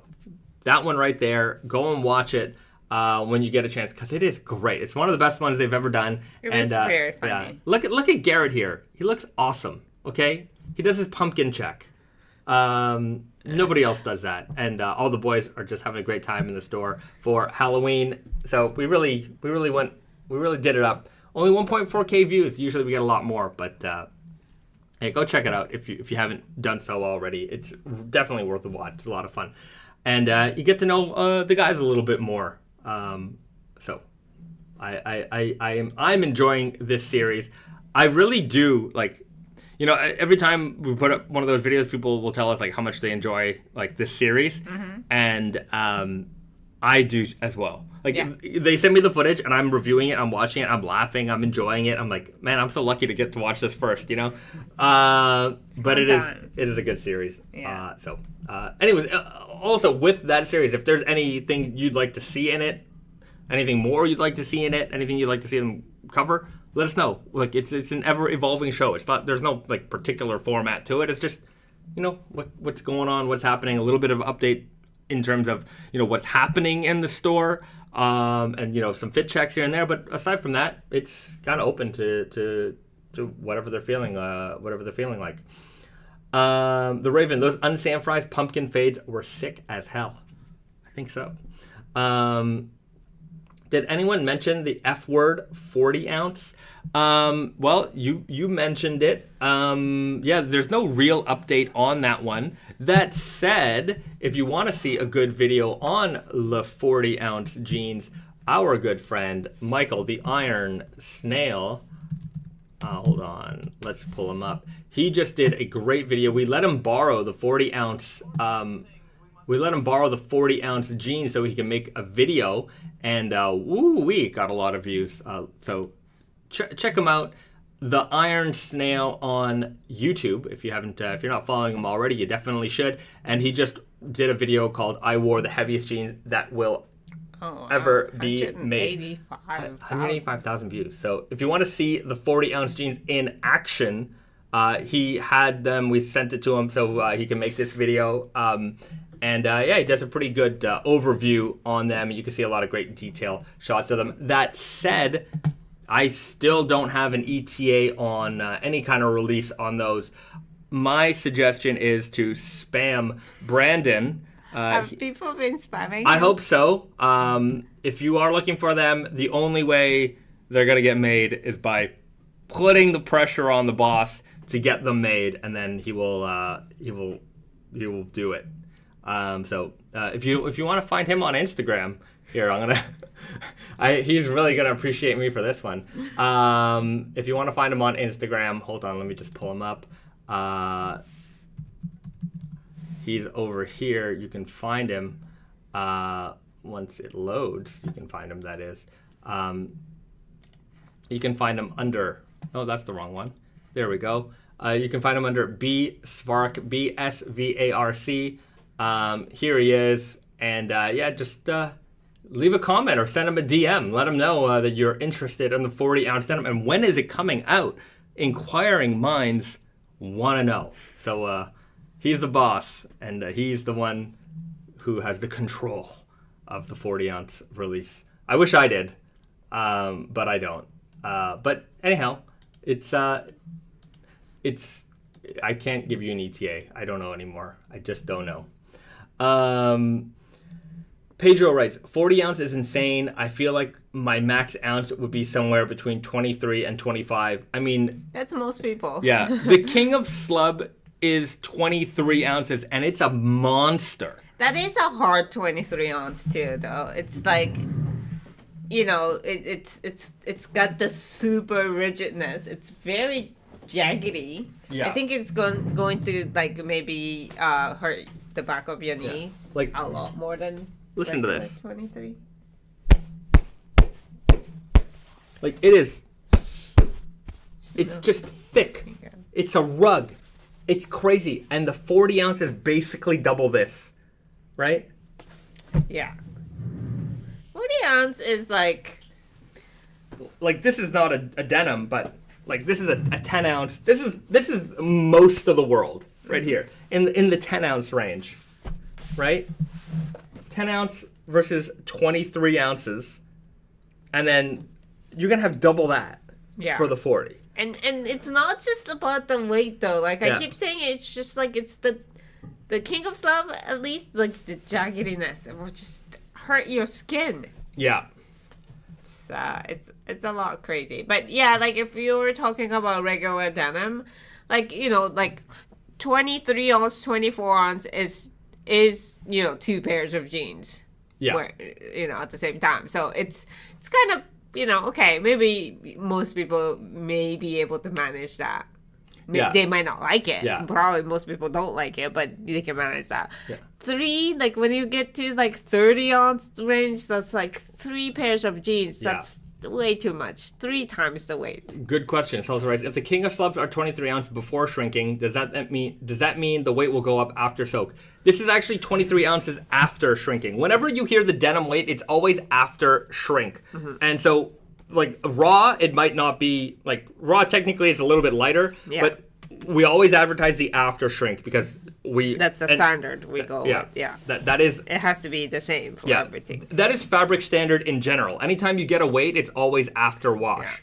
Yeah. This will be. It is heavy. It will get technically heavier. DC writes. Good to see you, DC. Didn't Garrett wear test the 40-ounce sample? He sure did, and He is a crazy person. Yeah. I'm just gonna say it. He wore 32 ounce in the hot Hong Kong weather. Every day. He also goes rock climbing in like 20-ounce jeans. Yeah. All the time. He's insane. Yeah. He's not your average Yeah. jeans wearing tester. Right. He's crazy. Yeah, BD says, I held the 40 ounce in person. They are nuts. 100%. Yeah, they're insane. It's the people who are going to wear them are going to be few and far between, mostly because there's not a lot of fabric and there will not be a lot of production in general. And they're going to be incredibly expensive. They're going to be very expensive. But there will...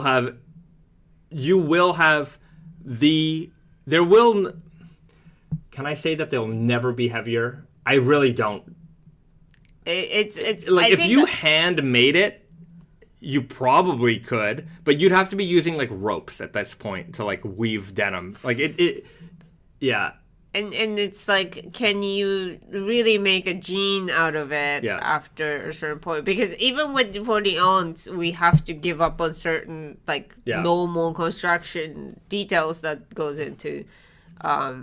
You can't have a belt loop if it goes, if it's over 40 ounce. Maybe. The construction will be different for sure.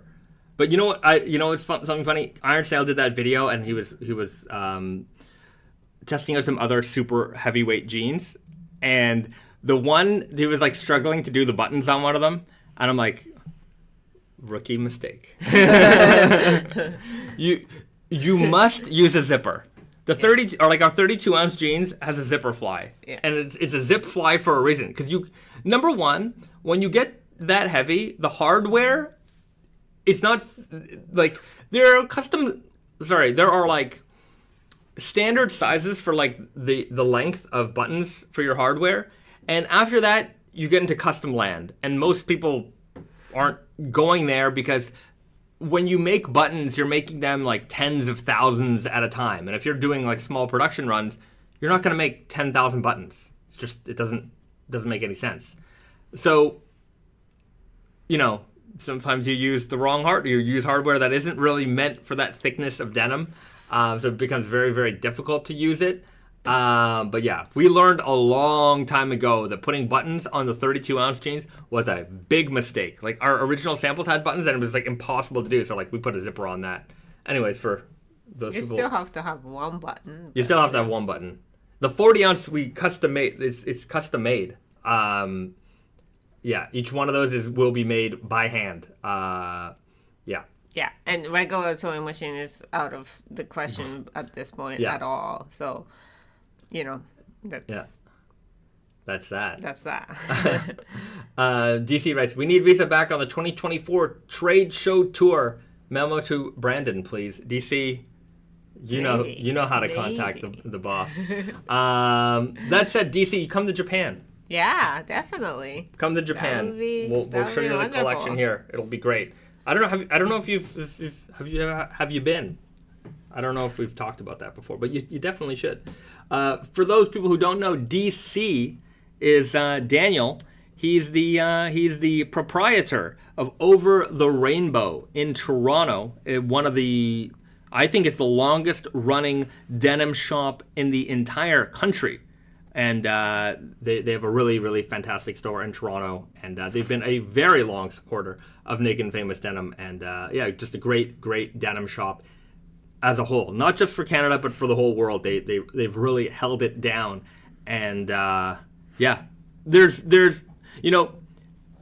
denim shops have popped up here and there as, maybe in the last 10 years or so.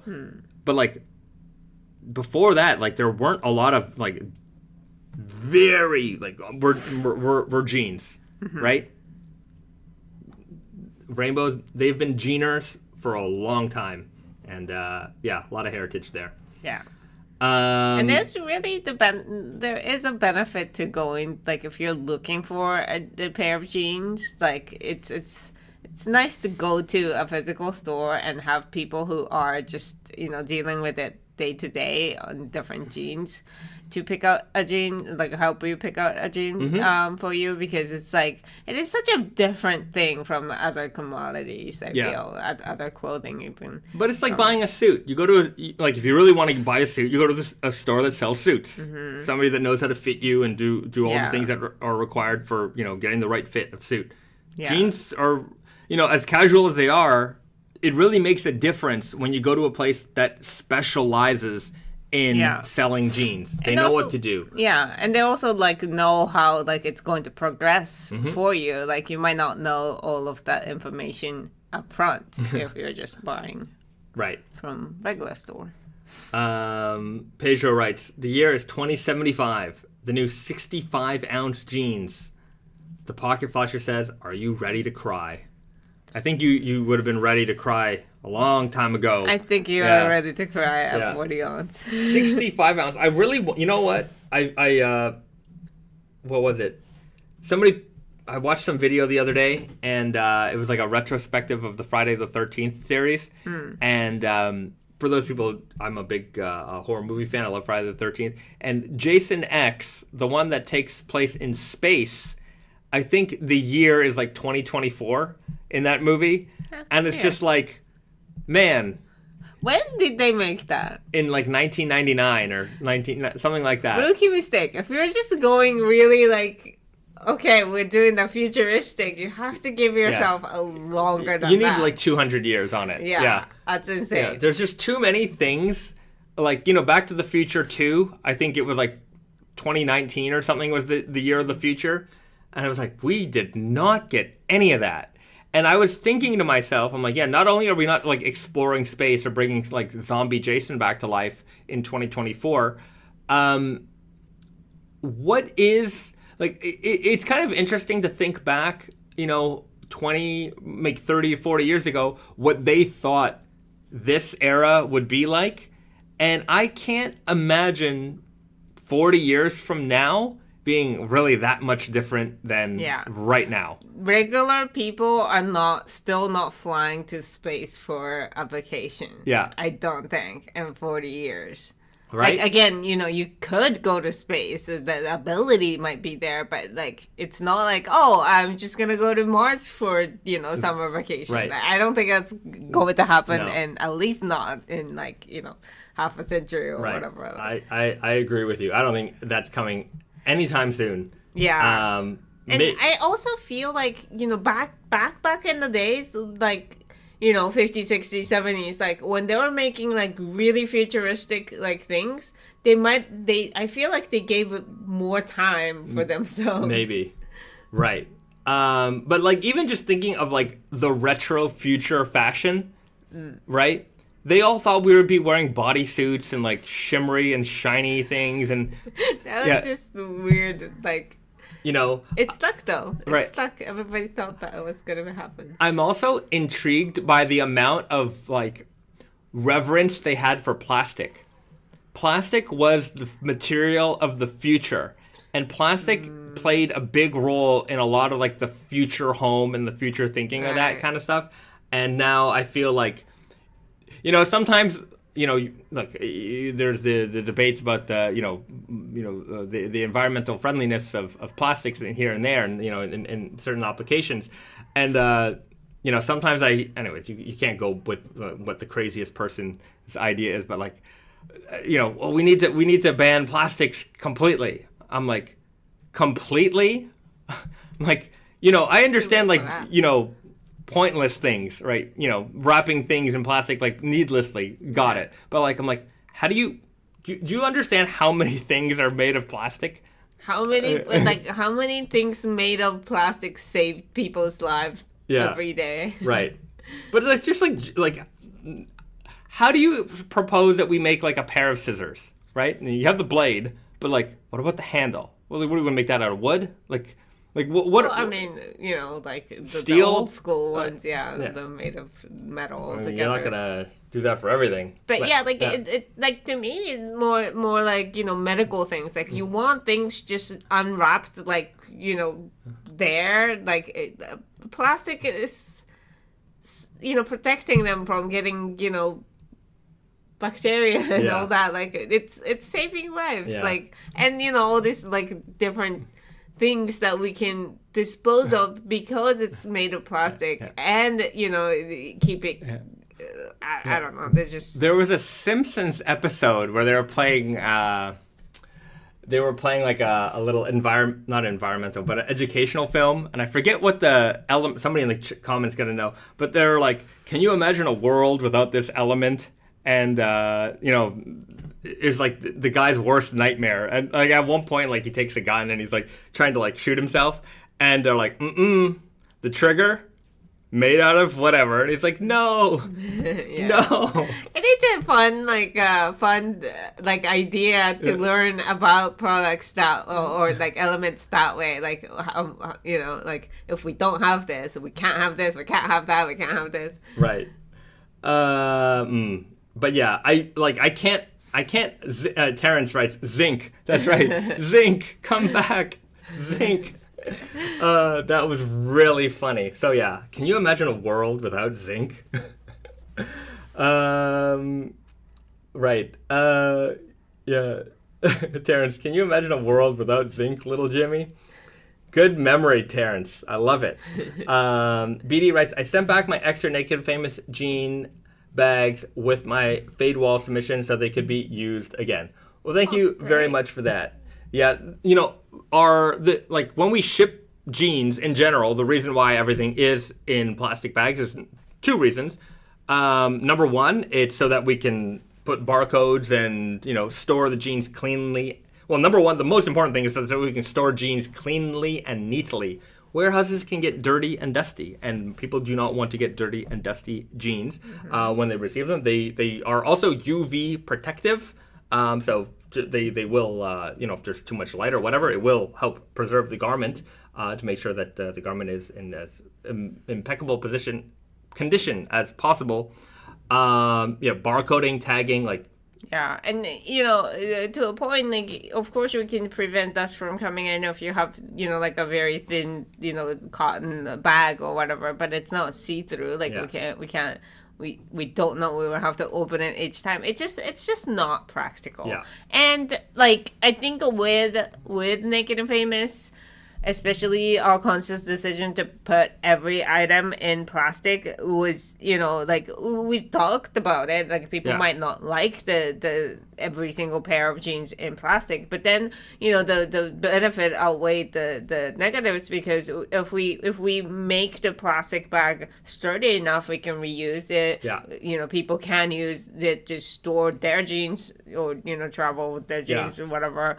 So it's not like really single use plastic. Yeah, you could also recycle them if there's plastic recycling there. They are recyclable, but yeah, we do have to do that. It is part of. I think it's part of the standard of the fashion industry, and like sometimes there are legitimate like criticisms of the industry in general, but like everything, no industry is going to be without waste, right? You just have to mitigate your waste. And I think we do a pretty good job in other ways as well. But yeah, sometimes, again, I don't know why I pay attention. You know why? It's because I see like crappy news, like programs about a fashion industry. And one thing, there's just so many I love hearing bad arguments about stuff, people trying to present them as real, and just the idea that, like, nobody ever talks about how, you know, they talk about, like, these companies are doing better, and they're doing better, how it's not real, and it's like, they're not really doing anything. I'm like, you know, when a big, massive company does a little, it affects a lot.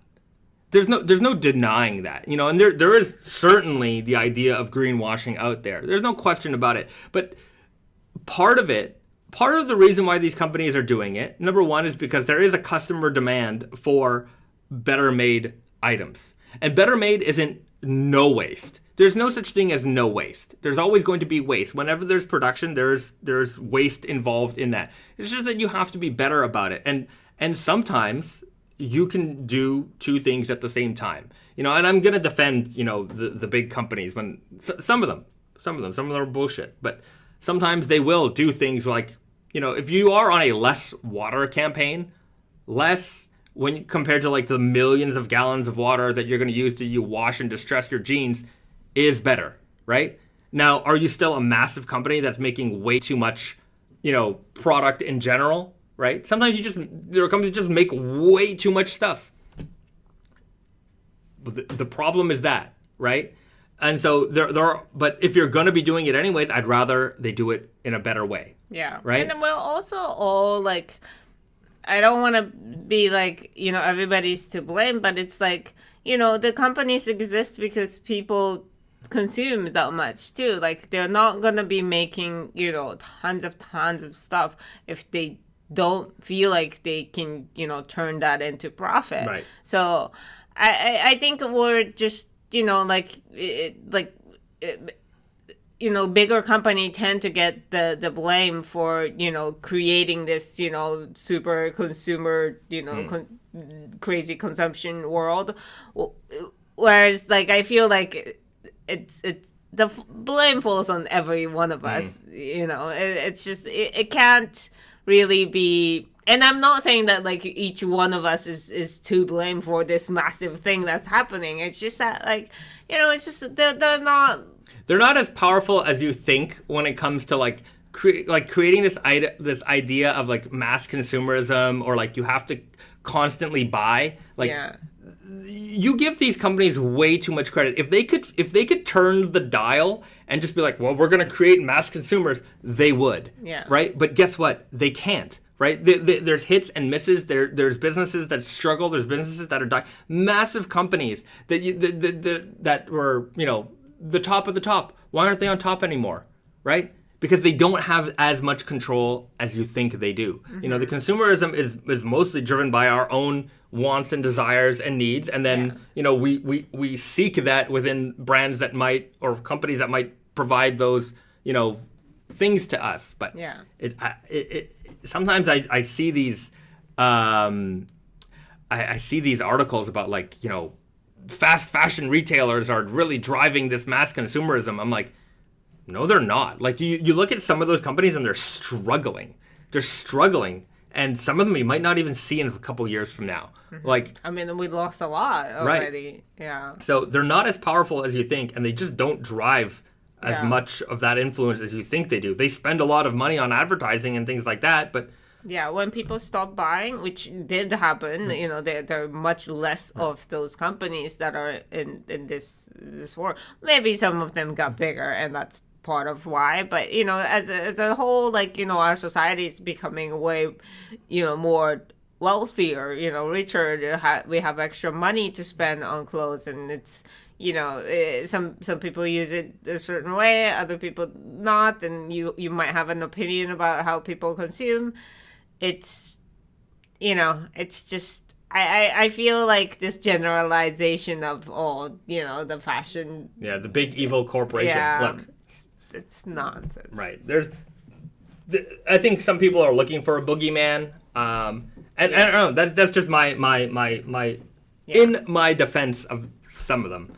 Some of them are not great, but some of them are. Well, it's just that, like, some of them are not great, but even those not great companies, they're not fully to blame. Like, not everything is because of them. Right.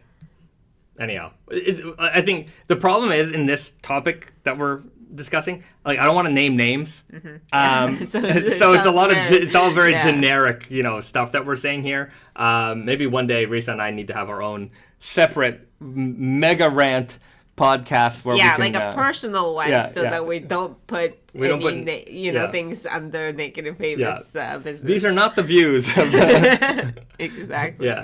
So maybe one day, but it's be a little wary whenever you hear some of that stuff. Some of it is just, I watch these programs and I'm like, this is done with no research at all, zero, and I can't believe some of this stuff made it to air. Let me put it to you this way. No, you know what? I will name. We have a Canadian Broadcast Corporation, also known as the CBC, that really puts out terrible stuff. It is like the least researched, stuff I've ever seen. Very surface level. Yeah, it's the opposite of journalism. Really. They really start off with the conclusion. And then they try to like grab at straws to like support that instead of the other way around. And like maybe the premise part of it might be like there, but the evidence and whatever they're trying to provide for you is the worst. Just because they're trying to give content to people what they think the people want to see. What. But it's long form in a way, like it's a 30-minute program.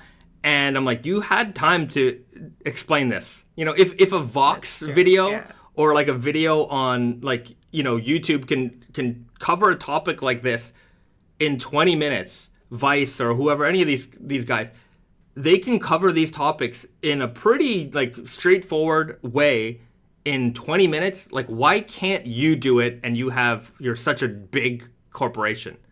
Anyways. All right. That's not that's me ranting on the CBC. Anyhow. Yeah. That said, we have some chat about the pumpkin pie eating contest in the latest this week at Tate and Yoko. If you haven't seen that, go and check it out. You definitely want to see it. It's one of our best produced this week at Tate and Yoko's all the time. The most fun. Yeah. I think they're getting the vibe of right. These videos too. And we're going to get into two things, and then we're going to get into some eating, snacking of our own. I just wanted to let people know that next Friday, Army HBT comes out on Friday, what is it, the 10th of November. Yeah. So this is the next release. In addition to that, True Guy Elephant 12. True Guy Elephant 12 is here.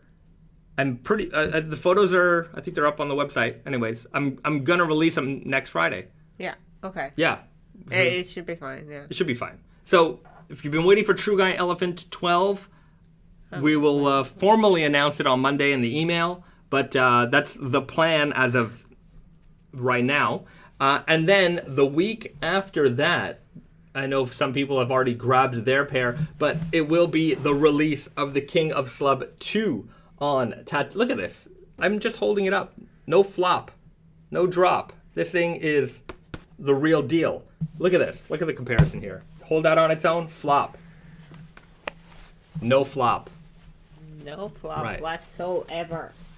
So that is a very rigid boy over there. King of Slub 2 finally hitting the shelves. Super Guy, Weird Guy, Easy Guy, True Guy, and denim jacket. So a lot of options here in the King of Slub 2. If you've been waiting for it. Just quickly to recap, King of Slub 2, what's different about King of Slub 2 from King of Slub 1 original is the weft. Yeah, the weft is like a beige color. Yeah. Beige weft.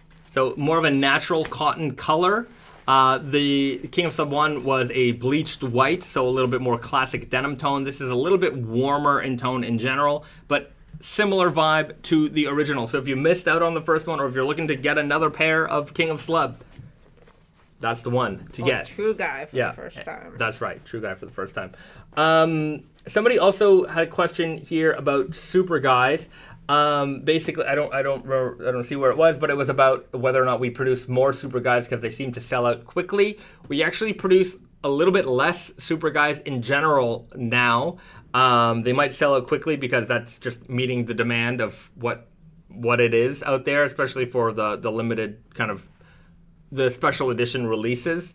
But yeah, Super Guy in general, demand has diminished a little bit, but I think that has spread across other fits now. So we are making more of other fits. So it's kind of a balancing act that we got to play here. Okay, now with all that said, we've got some spicy snacks to get into. All right, snack time. You know, we love spicy snacks on this channel, and so we have the Japanese Doritos Double Extra Flaming Hot. Limited edition new. I don't know, that's two things. Extra Flaming Hot. You don't get Flaming Hot in Doritos very often. It's usually Cheetos, right? Yeah, that's true. Right. So this is Flamin' Hot flavor, double extra. The super spicy nacho cheese flavor. All right. Doritos. All right. Yeah, we'll see. We'll see how actually hot they are. They're pretty flamey. I mean, look at that packaging. That is a flamey anytime you put fire on the packaging, I'm expecting heat. We're going to find out. Number 1 tortilla chips.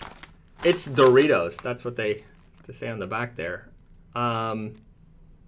It's like with Japanese spicy scale, it's hit or miss. It's sometimes very hard to tell if like what spice level we're working with. This one does come with a warning on the bottom though. Yeah, so but down it's there. It's Frito, you know, it's more of an everyday brand, you know. Okay, we're gonna find out.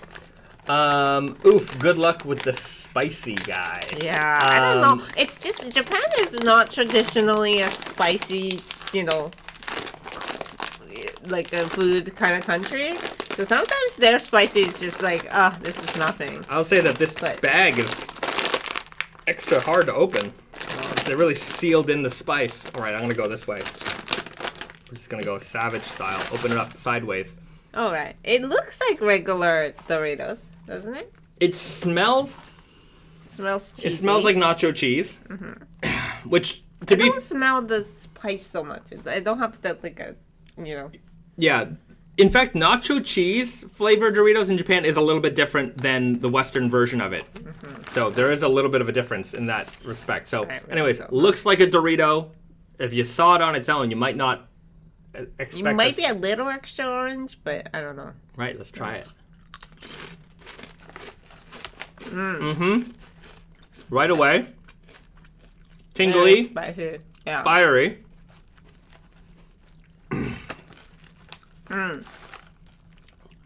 It's more right away. It doesn't like sometimes a spicy snack takes a second to kick in. Immediately. This one's very sharp spice. Yeah, it's like tingly. Yeah, it's like acid dancing on your tongue. That's exactly what it is. They're tasty because you do get the nacho cheese taste. And they kind of milded it up, like, you know, cheese sometimes like neutralize the spice. It's not bad because it's a very surface level spice. So you get the spice, but it's not like, I feel like, you know, sometimes when it's extremely spicy, like I worry about my stomach lining more than like my mouth. Whereas like this one's, I think it's just gonna end at my mouth. These are good. These are very good. You know what would make these better? Sweet chili heat. Flamin' hot flavor. These are very good. I'm gonna give these. This one has more acid. These are a 7.6 for me. That's a high. That's a high rank. High. These are very good. I like Doritos in general. They nailed it with this one. The heat level, would this wreck a kid? I think so. This would hurt a child. Yeah. This would wreck a kid. They would not like this. 14-year-olds would eat, 12 to 14-year-olds would eat this and think that they're eating the hottest thing ever. And maybe for them, they would be right. I think around 14 people Yeah. start to maybe. Like if you've ever had like a shin ramyun, you know, like those Korean ramens that are like they're pretty spicy. Like it's that level of spice, Maybe, yeah. right? Like it's not the worst. It's not the worst, but it's noticeable over like a mild spice. Right. Yeah. So, whew, nice. I would recommend these if you ever come across these in your local Asian grocery store. Maybe somebody did an import. Get them. They're worth a try. Wait, what's the difference between like North America? Do North American Doritos have extra spicy, extra flaming hot? I don't think there's Flamin' Hot Doritos in the West. Oh, okay. I think Flamin' Hot is only Cheetos. I think I've seen a Flamin' Hot Lay's before, but I don't think I've ever seen, and that was might a limited edition. But Flaming Hot, I don't think I've ever seen Doritos before. Interesting. Oh, All right. so My flaming hot favorite is the lime Cheetos. yeah, with those lime. ones are very Yeah. good. Yeah, but these are definitely one level higher, or a couple levels higher, spicier than regular flaming hots. Right. So, yeah. Did you give it a rank? Oh, I don't know. I don't know, 7.0. It's Okay. fine. Like it's a Doritos. Like Doritos is not my favorite I see. chips, so it is a good Doritos. I just. It's not your favorite. But it's it's delicious, so I'll give it 7. Okay. But the lowest 7. Right. Well, guys, we're gonna about wrap it up here. I just want to point out one little thing. You might not have seen it. You might have thought Snowy left the live stream a long time ago. No, actually, he's just been sitting on our desk the entire time, just hanging out here, enjoying the live stream alongside with you. He's a good boy, and Yeah. he didn't want to sit on our laps. He just wanted to sit on the desk. So he wanted to be with us the whole time. Us with you guys. Yeah. He likes these Yeah. hangouts. Snowy Denim coming very soon. Everybody, it's been great. Thanks for hanging out with us for another live stream here on the internet. We look forward to doing this with you again next week, 7 p.m. Eastern, right here on the Naked Famous Denim live stream. We hope that you guys have a nice evening. Have a good weekend. Do something nice for yourselves and do something nice for somebody else. And we'll see you guys next time. All right. Bye, everybody. Ooh, snowy hair flying out.